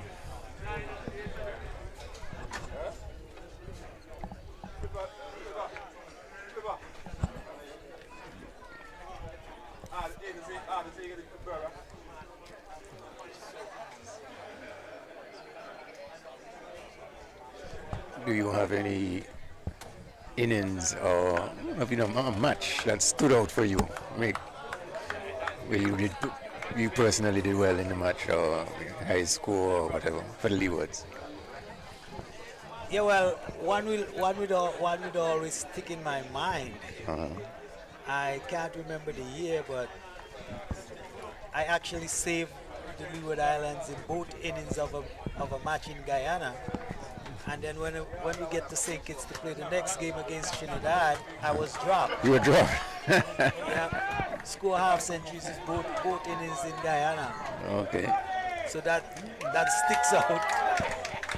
That sticks out a lot. Okay. You know, I have a book, a publication. Forget the title of the book. It was written by Jimmy Wong and Richards, who comment statisticians, all the West Indies matches, test matches, and even all the regional matches from coming up to about 1990. Okay. So I'm going to go and do a little research, see if I can come up with that innings or that match. So if you're playing against Guyana, you would have been playing against predominantly spinners then in that match. Yeah. Did you have a preference or liking for playing fast or medium pace as opposed to playing the spin? It didn't really matter to me. I think I was pretty equal. Oh, okay. Okay. I wasn't. No.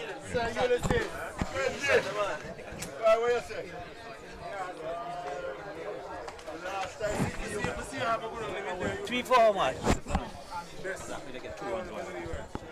Oh yeah. Good. In the Parish. Yeah! Mr. Look for father, I want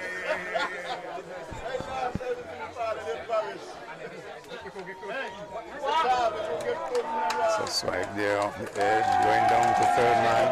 Just 4 more runs.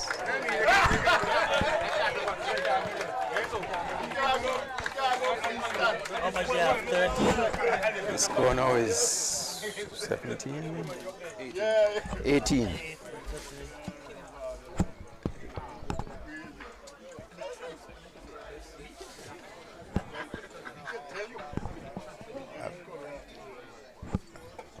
This is the this is the fourth over we moved. Yeah, that's what. Well, I've been just writing the score after the end of each over, but.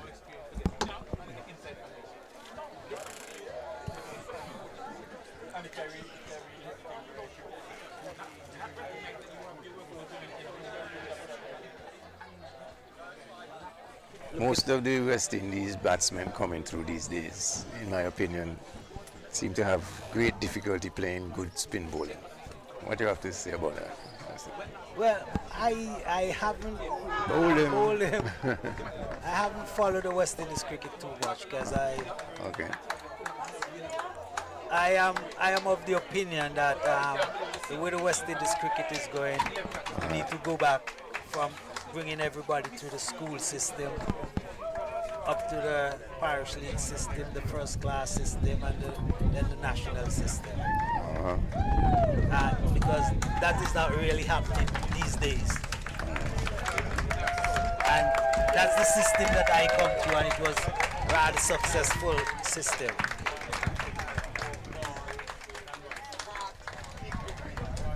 Just last night I was talking to one of these guys and I says, you have to be downtown, school over at 1:30, you have to be downtown for 2 o'clock to start practice at Rising Sun or St. John's. And then after that you come back, finish 4:30, you come back and you come to your village field and practice until it's dark. Until it's dark. Yeah, so there was a lot of cricket, you just keep playing. But now you see the guys, as one of the officials told me that the guys doesn't listen to anybody. They do their own thing. Yeah. Yeah, practice starts at 4 o'clock and they're showing up at 5:30. The discipline isn't there. Discipline and respect. Yeah, the discipline and respect isn't there as it used to be. Indeed, I was having a discussion recently with some colleagues about even in football, you'd find guys playing for the school league. School league matches finish. They're gone to practice with their club team. Yeah, and these guys are playing for Premier First Division teams. So they're just constantly, the interest, the drive was there, you know. But nowadays, that's the way it's really supposed to be. If you're interested into something, you put your mind to it and do it.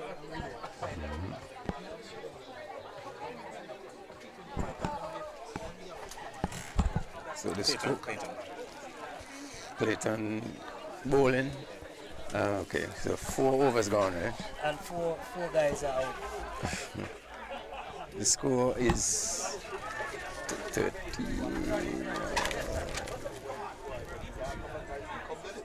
19 for 3 or 2.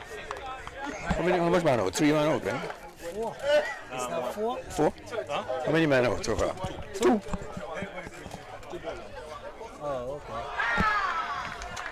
Another wicket. Spinner just bowled somebody. Somebody, yes. Yes, it's 19 for 3 now. So it's now 19 for 3. In the 5th over. In the 5th over.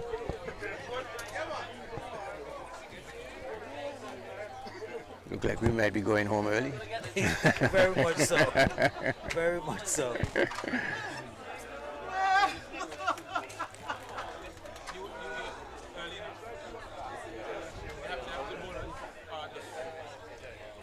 This is a very good organized match, and they should do it more often. Yeah. I think we need to see more tours like this being organized, because I know with English clubs, even clubs from America, I believe, could be. Because cricket is growing in America, as you might could tell me. Yeah? They play a lot of cricket in Florida and in Texas. Okay. In California, those places that hot areas. Okay. You can basically play cricket all year round.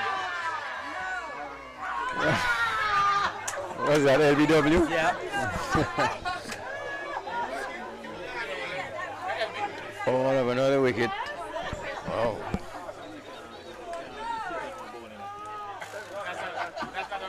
That's one ball? Yeah. One ball, so he's on a hat trick. He's on a hat trick now.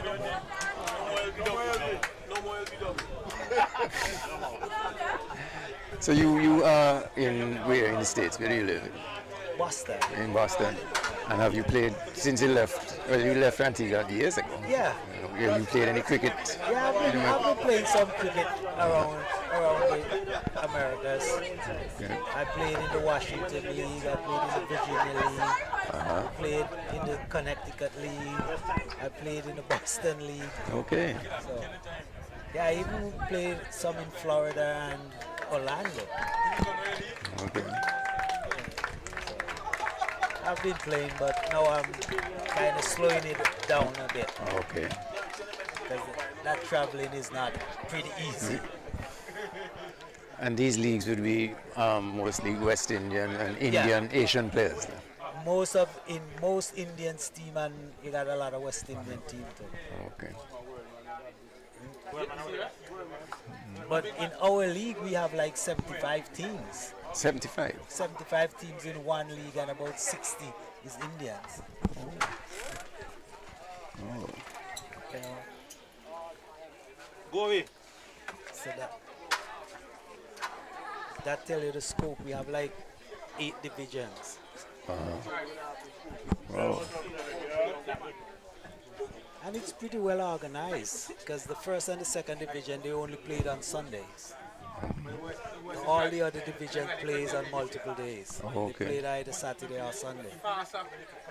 But once you're at the top, you only play on Sundays. Okay. And these leagues are under the ambit of the, I don't know how it's structured nationally across the U.S. I mean, is there a body? You have to be a member of USACA. Okay.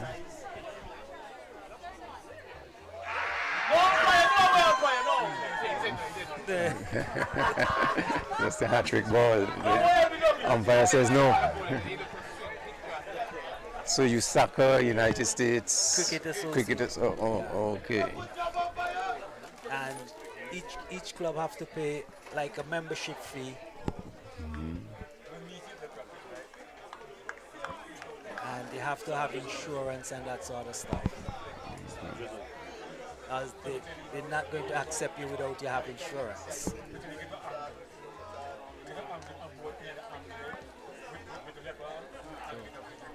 It's somewhat pretty well organized.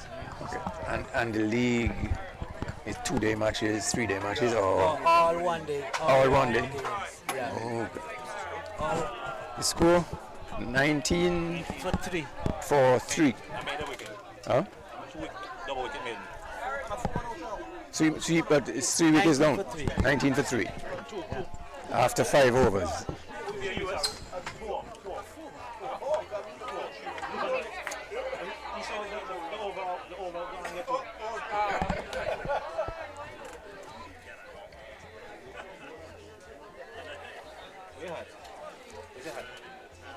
It's pretty well, the cricket in the US, it's pretty well organized, but it's the same concept in the West Indies. Whoever in control, picking the team. Sort of stuff.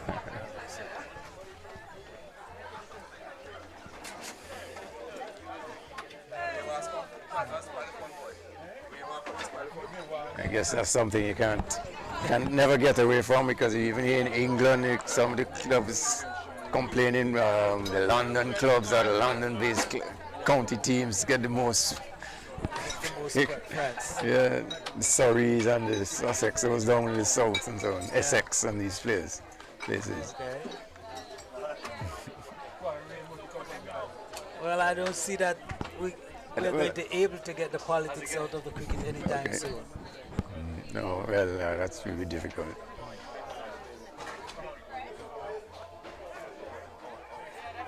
Oh.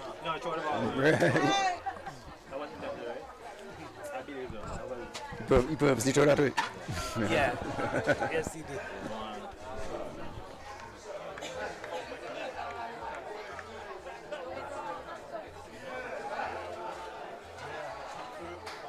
Why? Who's this young bowler? He's Joseph. Joseph. Naz Joseph. Naz Joseph, okay.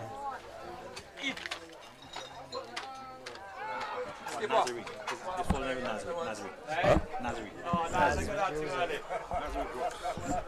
Brooks. Oh, okay. Oh, okay. You're in your script and there's so much riding on your shoulders. You forget about it. Just playing cricket. This is fun game. Everybody having fun. Well, as I'm sure our listeners and viewers are picking up, this is really a fun occasion. Fun cricket. Then we have to rematch. Oh, yeah. Okay. Dead horse. What are we on now? It's coming.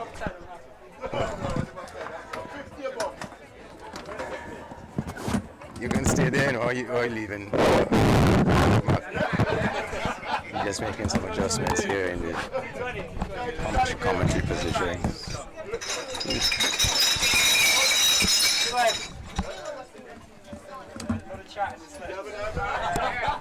Here comes Skid.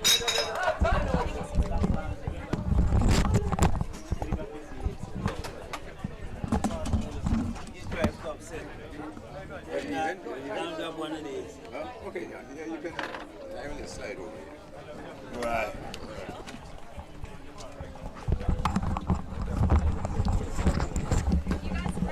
Give him yours.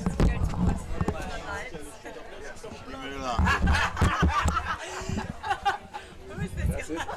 Yeah, buzz, man. That's it. Yeah. I'll take a break. Taking a break? No. Oh.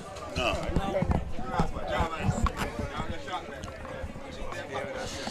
Just making some adjustments here in the commentary positions. Welcome Cruyff back to the mic.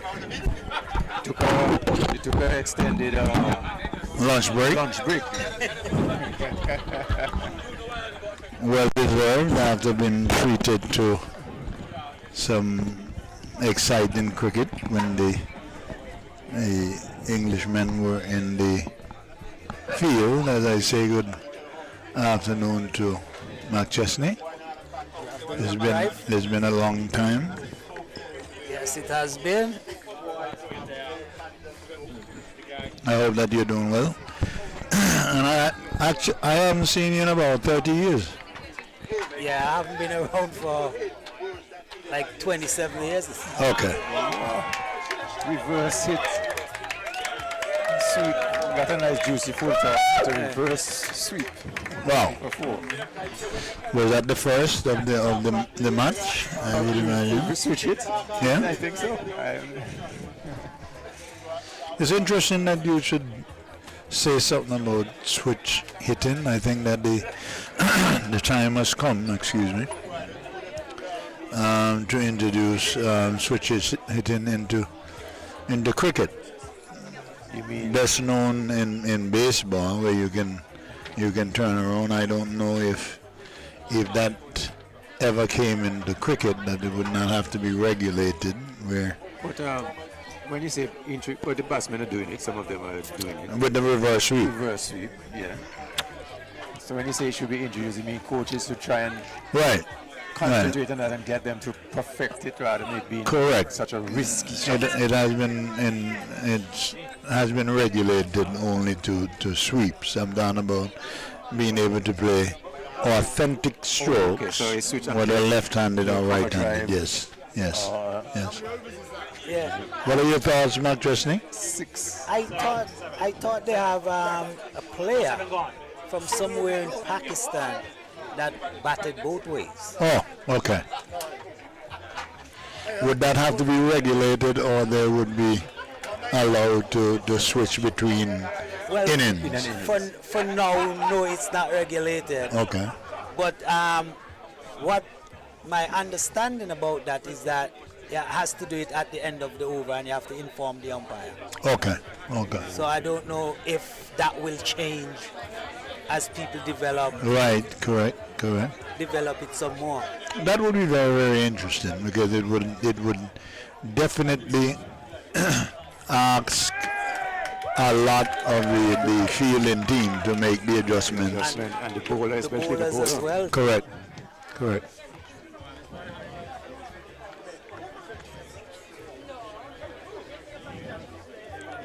Well, one run was scored. Frankie, can you give an update as to the score? Okay, you have to check with Mr. Frederick there. I think that's the 6th. This is the 6th over. 27 for 4? 5 for 4? After 8 overs, 27 for 4, the English team. Yep. Gentlemen, I'm going to have to ask you all to excuse me. Cruyff, Chesney, I have to make my leave at this time. Frankie, you've actually never stayed. If we were supposed to apply some kind of historical perspective, you've actually never stayed a whole game. Are you saying my staying power is not good? I would say you're a very busy man. Right. I would say you have too many engagements on the cricket days, or the days that you're asked to come out here. True. That is the case in this instance. But thank you, Frankie. Okay. I'd like to thank you, and Mark Justin Simon, it's my joy, my pleasure speaking to you. Thank you. Testing your memory a bit there. taking you back to the old Thank times. you, I appreciate it. Okay. And I must say, Now, you were a tough customer. oh yeah, I know. I Frankie, I played regularly against him, and whenever he came to the crease, it felt as if he didn't want to leave at all. Seemed never to have overstayed his welcome. Just, Okay, well then with that, I'm going to make my leave. You guys enjoy the rest of the Well, thanks again, Frankie, thanks again, Frankie. Safe journey. Yeah, Mr. Simon, when would you have stopped playing? Because I mean, it's been such a long time. I'm 63. I actually still playing. Oh, I still okay. playing in the leagues in Boston, but I actually stopped playing here. I think it was 92. 92. Okay. Yeah, because Okay. I used to come and goes. Okay. Okay. But I think I actually stopped playing in 92 here. So how is the league cricket in Boston? Is the standard? I played a lot of cricket in Boston when I was living in New York, and they were mostly Jamaicans at the time. Yeah, there was a lot of Jamaicans and a lot of Barbadians. Right. But now it's mostly Indians. Oh, okay. I was just telling Mr. James there that we have like 70 teams in the league. 70? Yeah, 70. How do you manage? Well, we have like 8 divisions. Okay. Eight divisions. Right. But I say that to say this, we have like 70 teams and about 60 of them is Indians. Right. I mean, you look at their population, there's no need to wonder why they will be able to field 10 teams. So how is the standard? What is the standard like? Because I would imagine that you make plenty runs in that league. Yeah, I did. At one time when the team that I played for was in the first division, I think we played like 10 matches per year because you have like 10 teams or 11 teams in the first division. I think in 1 year I scored like 7 centuries in the league. Wow. 7 centuries in 10 games. Wow. But back then I was young then. Right. I mean, a young 40. Yeah. A young 40 would still be formidable. Yep. So the standard is pretty okay. That's a good shot. He pounced on that full toss from the youngster and dispatched it rather easily in the end to the mid-wicket boundary. Are they on 41 now or 31? 34. 32 over 5. And that's the 9th over. After 9 overs.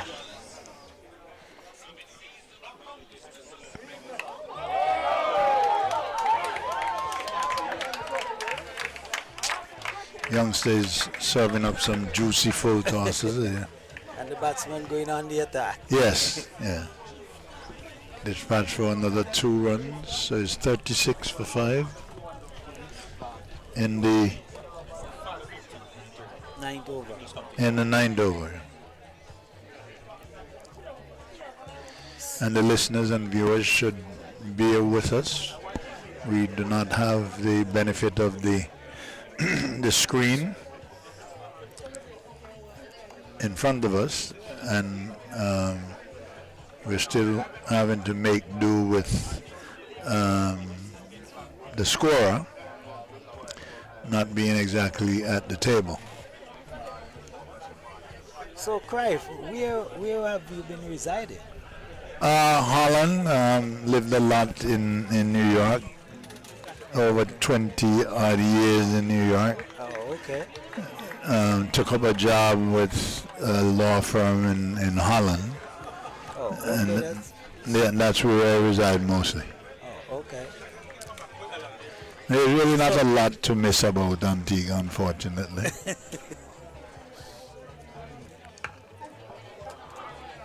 So is there any cricket in Holland? Yeah. Not as popular as you would have in Boston, but okay. in certain areas in Holland, yes, cricket is the preferred sport.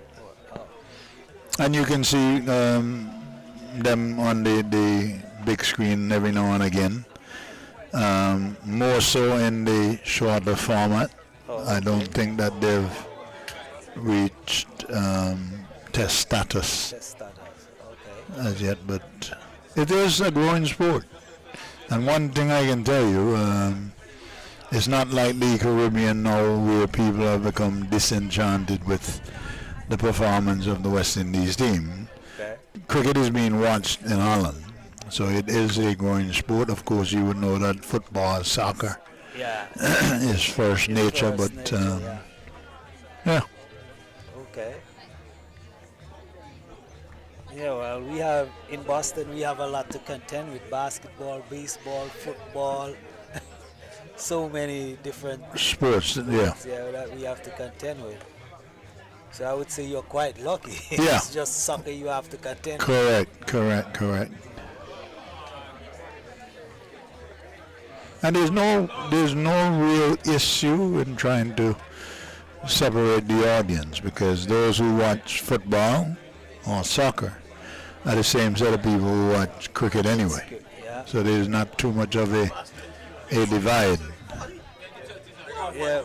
Well, in Boston, actually, you should know. Once I said we have 60 plus teams in the league. Right. You don't know, and it's Indians. Right. You know, Right. And their love of the game is Of course, exceptional. exceptional. Yeah.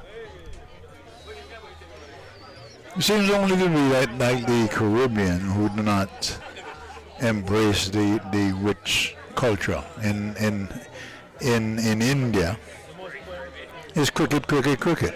Yeah. Yeah, well, I was telling Mr. James earlier, we need to go back through the schools as it was before. Right. And I think if we do that, the passion will come back. Yeah, and with that, the interest. Yeah. And of course, we must devise a plan to reach the children where they are. Exactly. We can no longer depend on sitting back and hoping that the children, they're going to come to the grounds and those kind of foolish things. It's not going to happen. There are too many competing interests. And therefore what we need to do is to meet them where they are. Even if it means in their bedrooms where they're, plugged into the different electronic devices and stuff like that.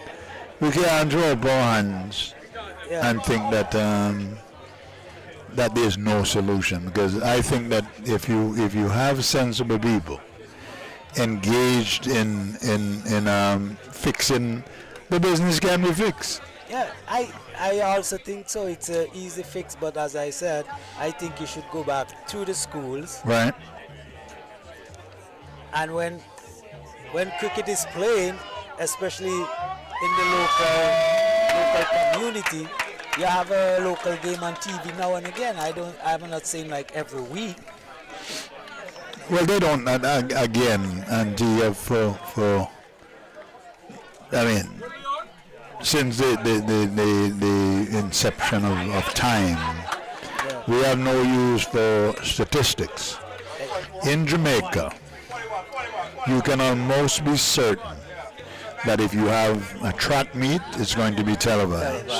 School cricket is being televised. So soccer, all of that. The youth level is being televised. Correct. So you have footage. If you want to chronicle the emergence or the career of any player from school league, and I've gone about under 14, under 13, you would have footage available that would allow you to know that particular person.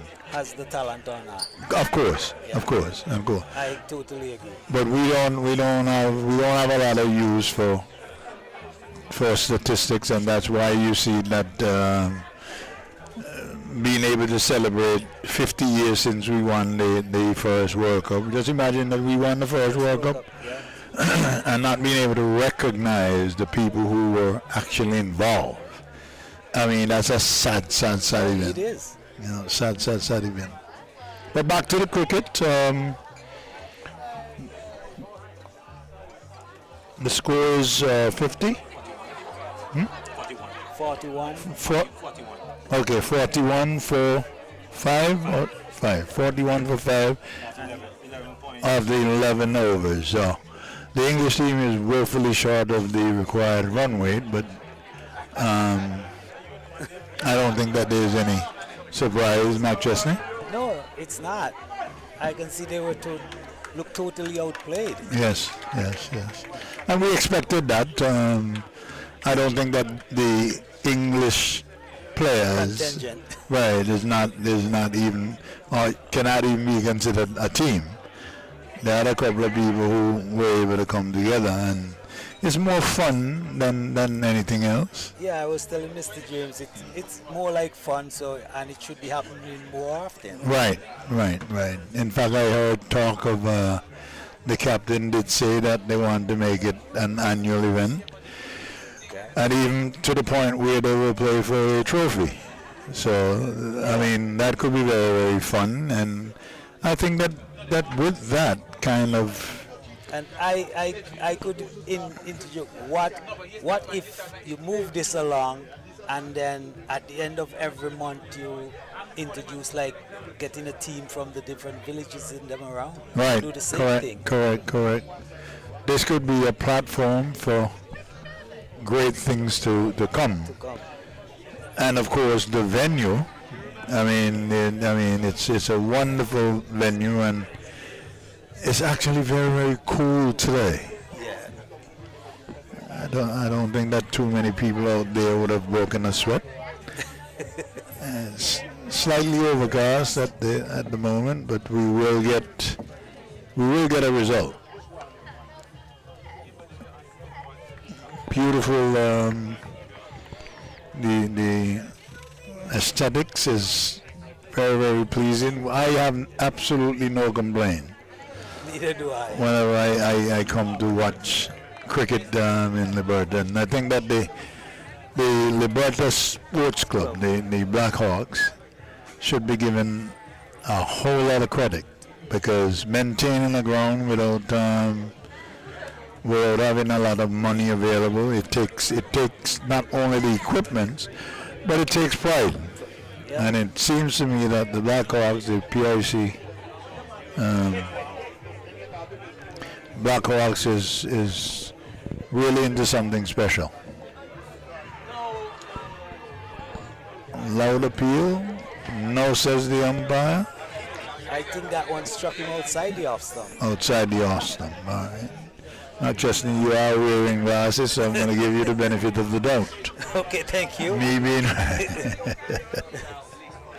I've never complained about my eyesight, but I'm going to give you the benefit of the doubt. Okay. He was struck outside the off stump, and the umpire, in his wisdom, decided he was out. It may have been worth a shout, but nonetheless, it was not successful. So how long are you going to be around, Mark Chesney? I heard about you being here. Yeah. Word gets around whenever there's a local celebrity in town. No, I don't consider myself a local. Well, whether or not, I don't think that is left up to you, unfortunately. Yeah, I'm going to be here around for a couple more weeks. Oh, okay, that's good. It's the winter in the U.S. Oh, yeah, and that could be very, very brutal. Very, very brutal. Yeah. Especially in the Northeast where I reside. Oh. So, as long as I can stay out, I will. Yes. And incidentally, I never had any problems at all with the cold. In fact, I used to be in a position where I couldn't wait for the winter to come. Oh, okay. I felt very, very much at home. In the winter? Yes, when people were bunched up and stuff like that, we were playing basketball and T-shirts, and if you were brave enough to play without a shirt at 5 below zero. So, I mean, call us gladiators, call us idiots, but I used to love the cold. I'm not a big fan, but in life you got to do what you got to do. Yeah. So, You learn to make adjustments. You know that it's going to come every year. and you make adjustments. Correct. And the one thing with the seasons as another wicket goes down for the Englishman. He was clean ball, playing across the line with his sights on mid wicket.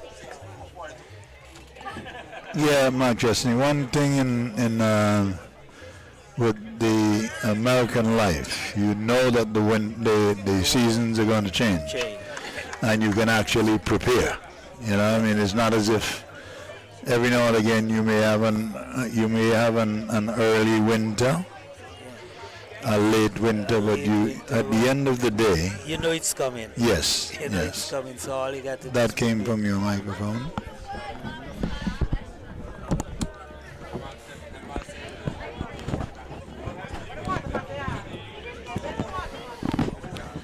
We are approaching an anti-climax. What's the score? What's the score? 41 for 6 or 7.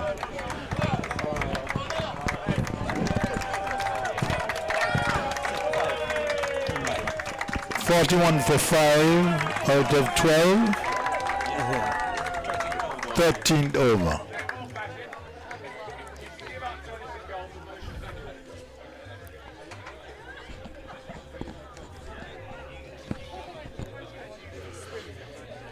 But credit to the Blackhawks being able to host a cricket match on the 4th of January 2025 when every team on the island would still be struggling in the actual preparation.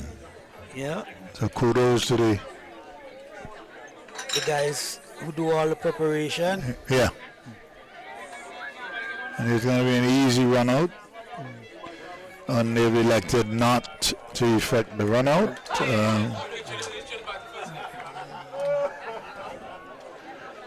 That is what should we refer to as sympathy not out? Yeah.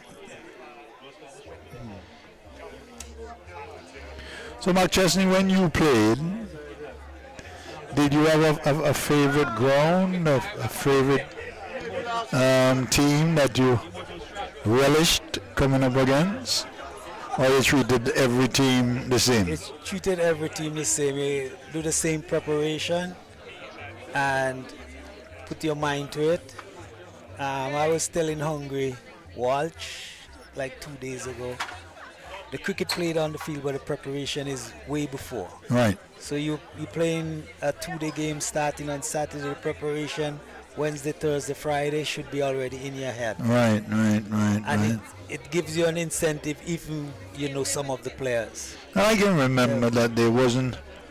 We didn't have meetings to plan a strategy, but it seemed like everybody would have been in sync as to what their jobs were going to be. Exactly. And I think that with that, it made the game simpler. Yep. Definitely made the game less complicated. 100% agree. Yeah, but I'm talking about personal preparation. Correct. Personal preparation.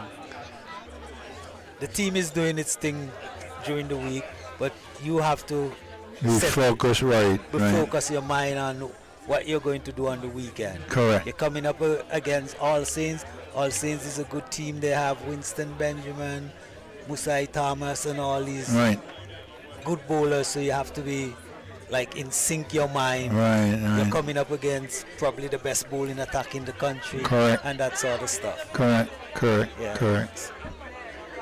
And we didn't have the benefit of coaches and all that. Coaches and all the stuff that they have right now. So everybody had to be his own coach. Exactly. Yeah.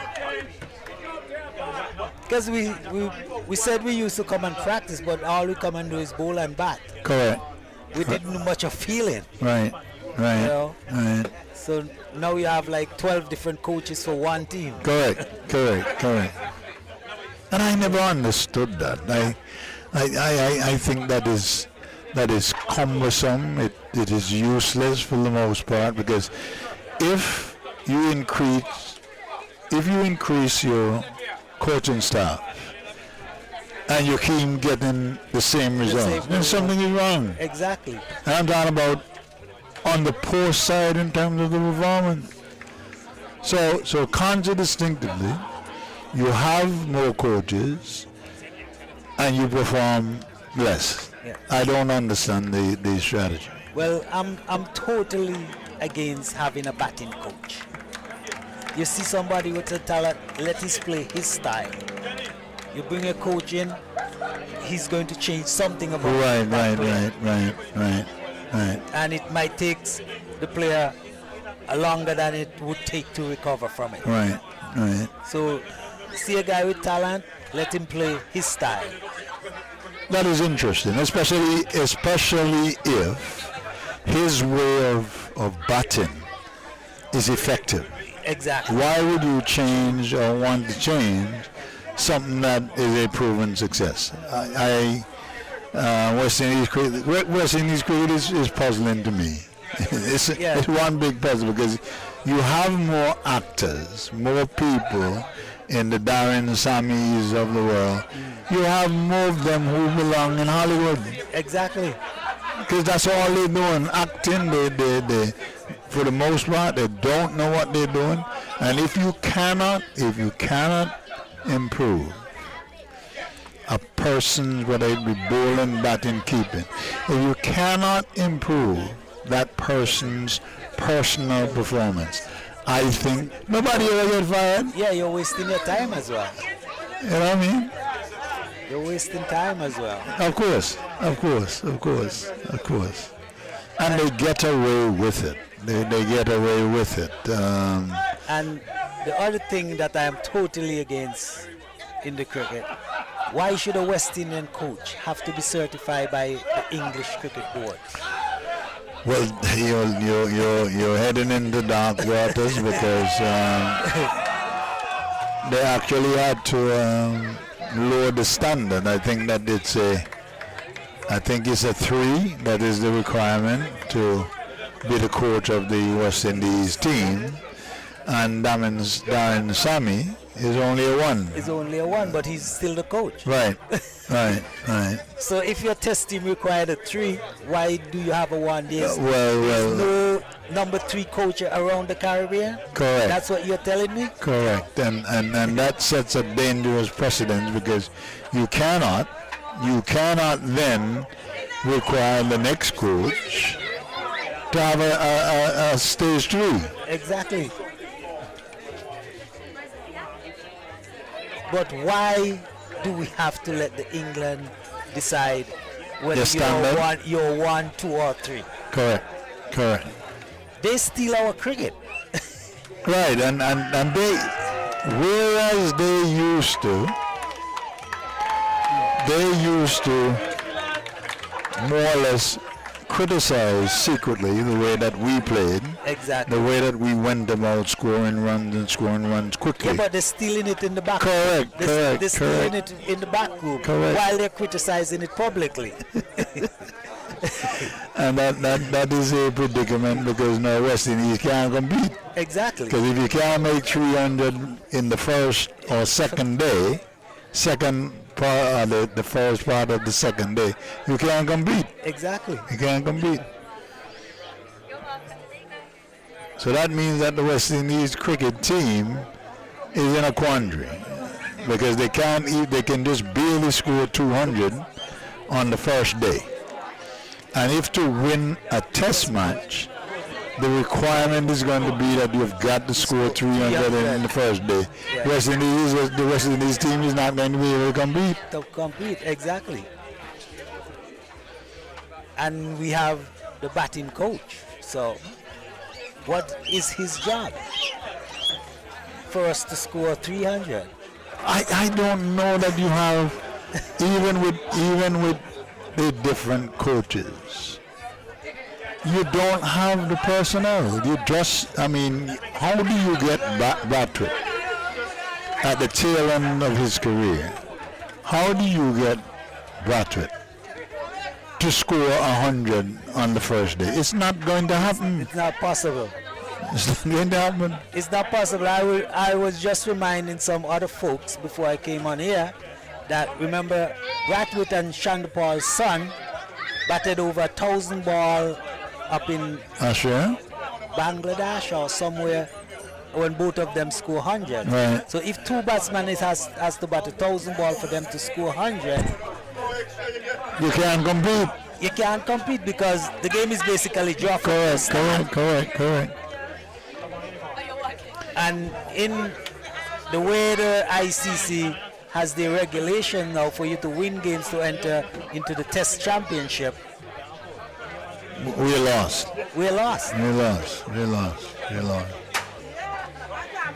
So I guess I would say in the next 15, 20 years, if West Indies make it to the Test Championship, it's way beyond expectation. Way beyond. I mean, I'm talking about realistic expectations.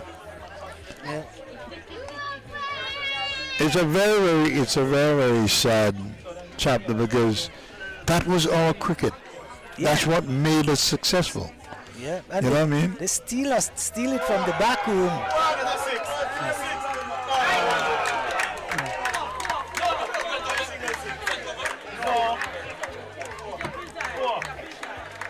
They steal our cricket. Now they get their coach to certify us. I don't understand that. You as a independent test nation, you should be able to set whatever requirements you want to set. Exactly.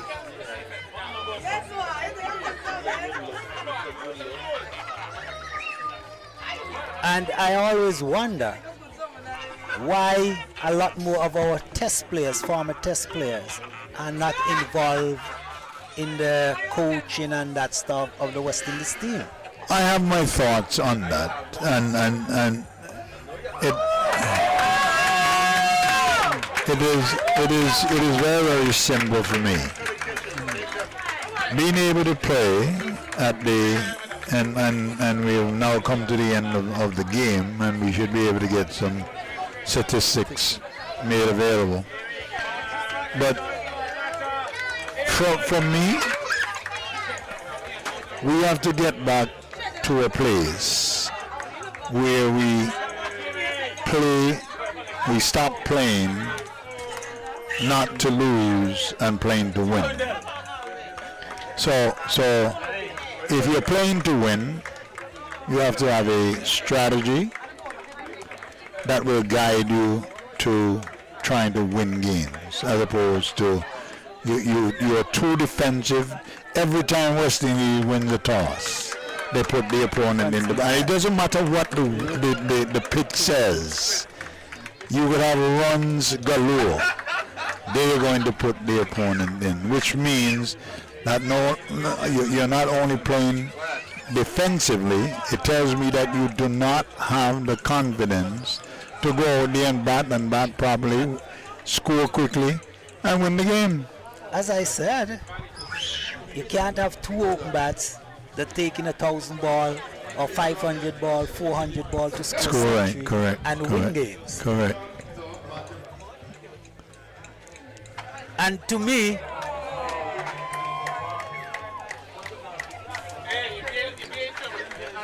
the game is very simple because now they're actually telling you how to play the game. Right. For instance, every test, the team that bowls every day has to bowl 90 overs in a day. Correct. So that means they're telling you that 90 overs, you have to score at least 4 runs per over to get to 300 or 360 Correct. in the first day. Basically, the outline is there. Yeah, the outline is there, and basically, how much team do you really think is going to score 316 one day? Right. Well, most of the teams can. Except the West Indies. The West Indies. India does it on a regular basis. Australia does it. England does it. I mean. Yeah, because they changed their strategy of batting. Correct.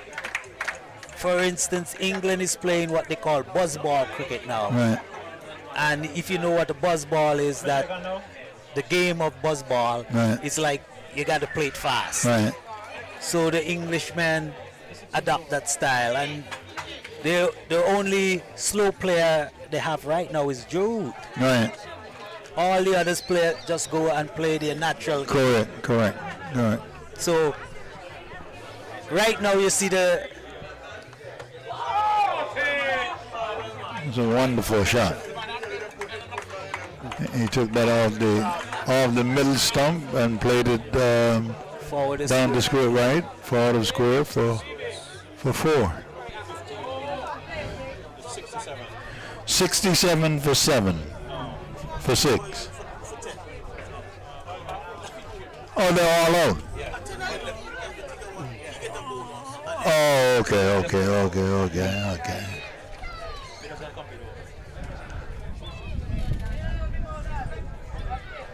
So after a very entertaining day's cricket, the Englishmen have folded for just about 60 runs, losing by 144.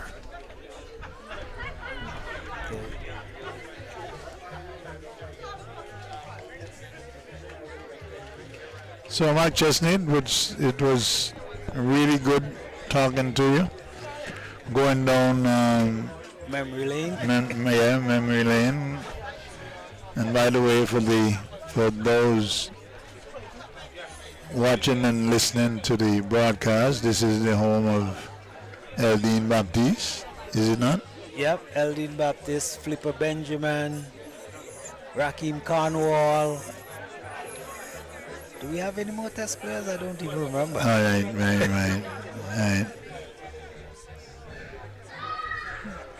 Yeah, we have a lot of first-class players. Correct. And they seem to be sending more players to the Leeward Islands team than any other team on the island. Yeah. Credit them for being the most organized. Yeah, that Liberta Sport Club is a very organized sports club. Yes.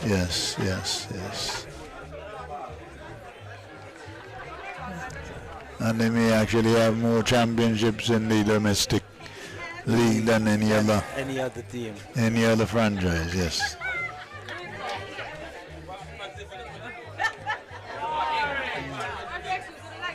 And it is true that they've been around longer than the Rising Suns and the St. John's.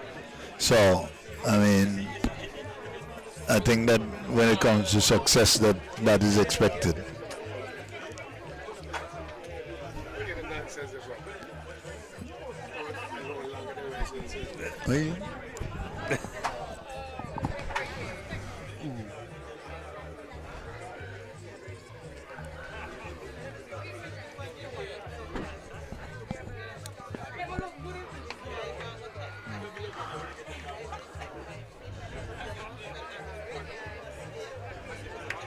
All right, guys, I think I have to. You have to take your leave? Take my leave now. So it was nice talking to you. It was nice talking to you, my brother. Seeing you again. Yes, and I guess I'll be seeing you around because you will be here for a couple of weeks more. Yeah, I will be around. Take care of yourself. Blessings, and it was nice talking to you. Thanks again, my friend.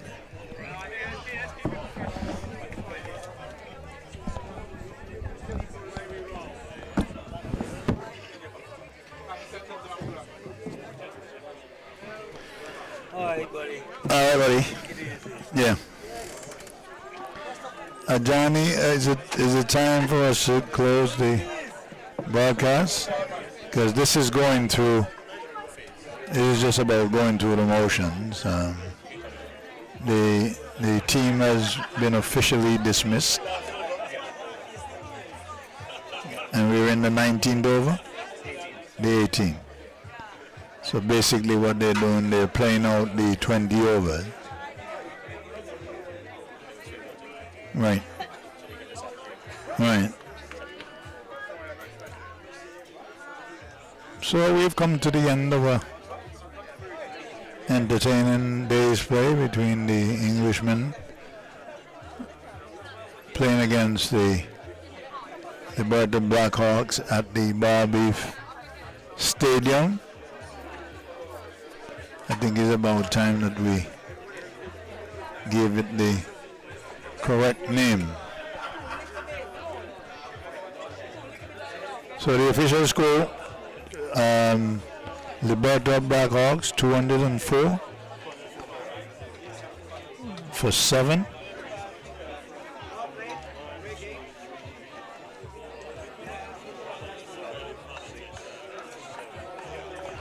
$204 for 7 from their allotted 20 overs, and the Englishmen are now 69 all out. So a pleasant good afternoon. I think that this brings us to the end of another eventful cricket game being played here at the Liberta Blackhawks Barbeef Stadium. So goodbye for now until the next time.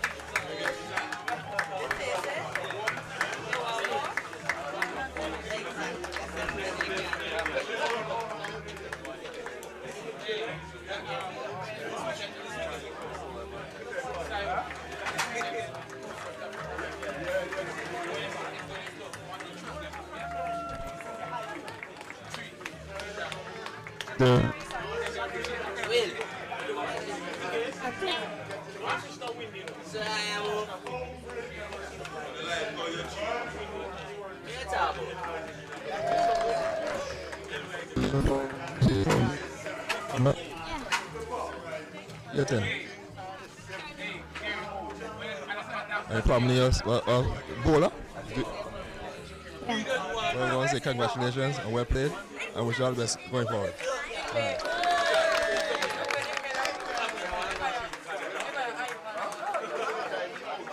And Skipper, what you talk them today? It was a very good game. By the time the English Harbour race were coming out, taking your time to feel a competitive game.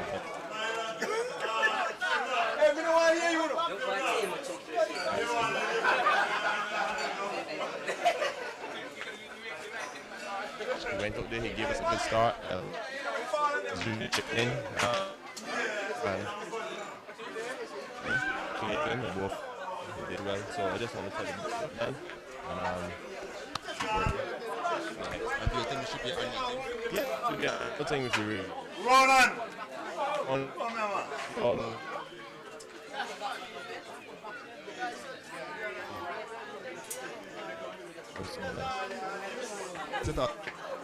What's the game? I thought we wanted to, but I thought we took some wickets. We hit some like I said to you, the team are.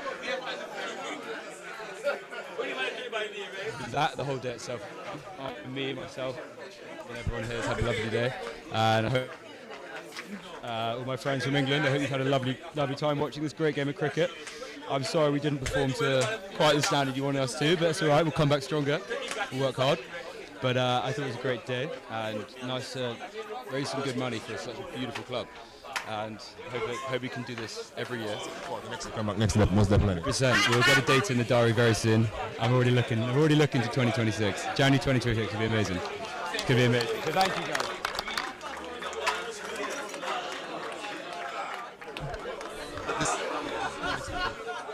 For Blackhawks, I expect us to go out there and do what we always do, and be dominant, lead from the front, and just continue to be Hawks flying above everyone else. And that's basically it. Flipper. Thank you. And also, massive thank all the help he's done with us. It wasn't for Kenny, none of this would be possible. He got the team, he did everything, and he's the top man.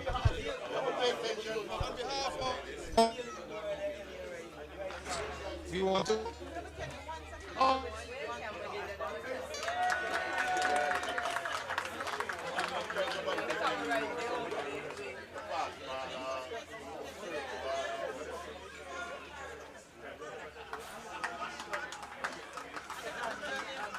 Winston, myself. Here you go. Thank you very much. Thank you.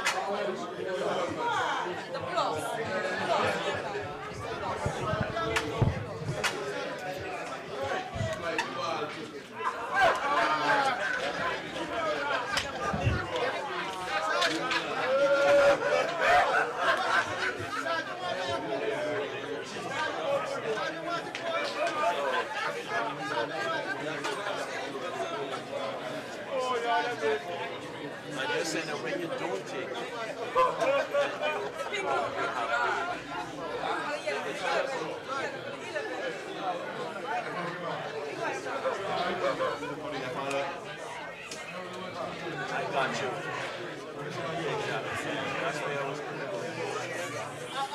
All right. So take a break. Let me call you back.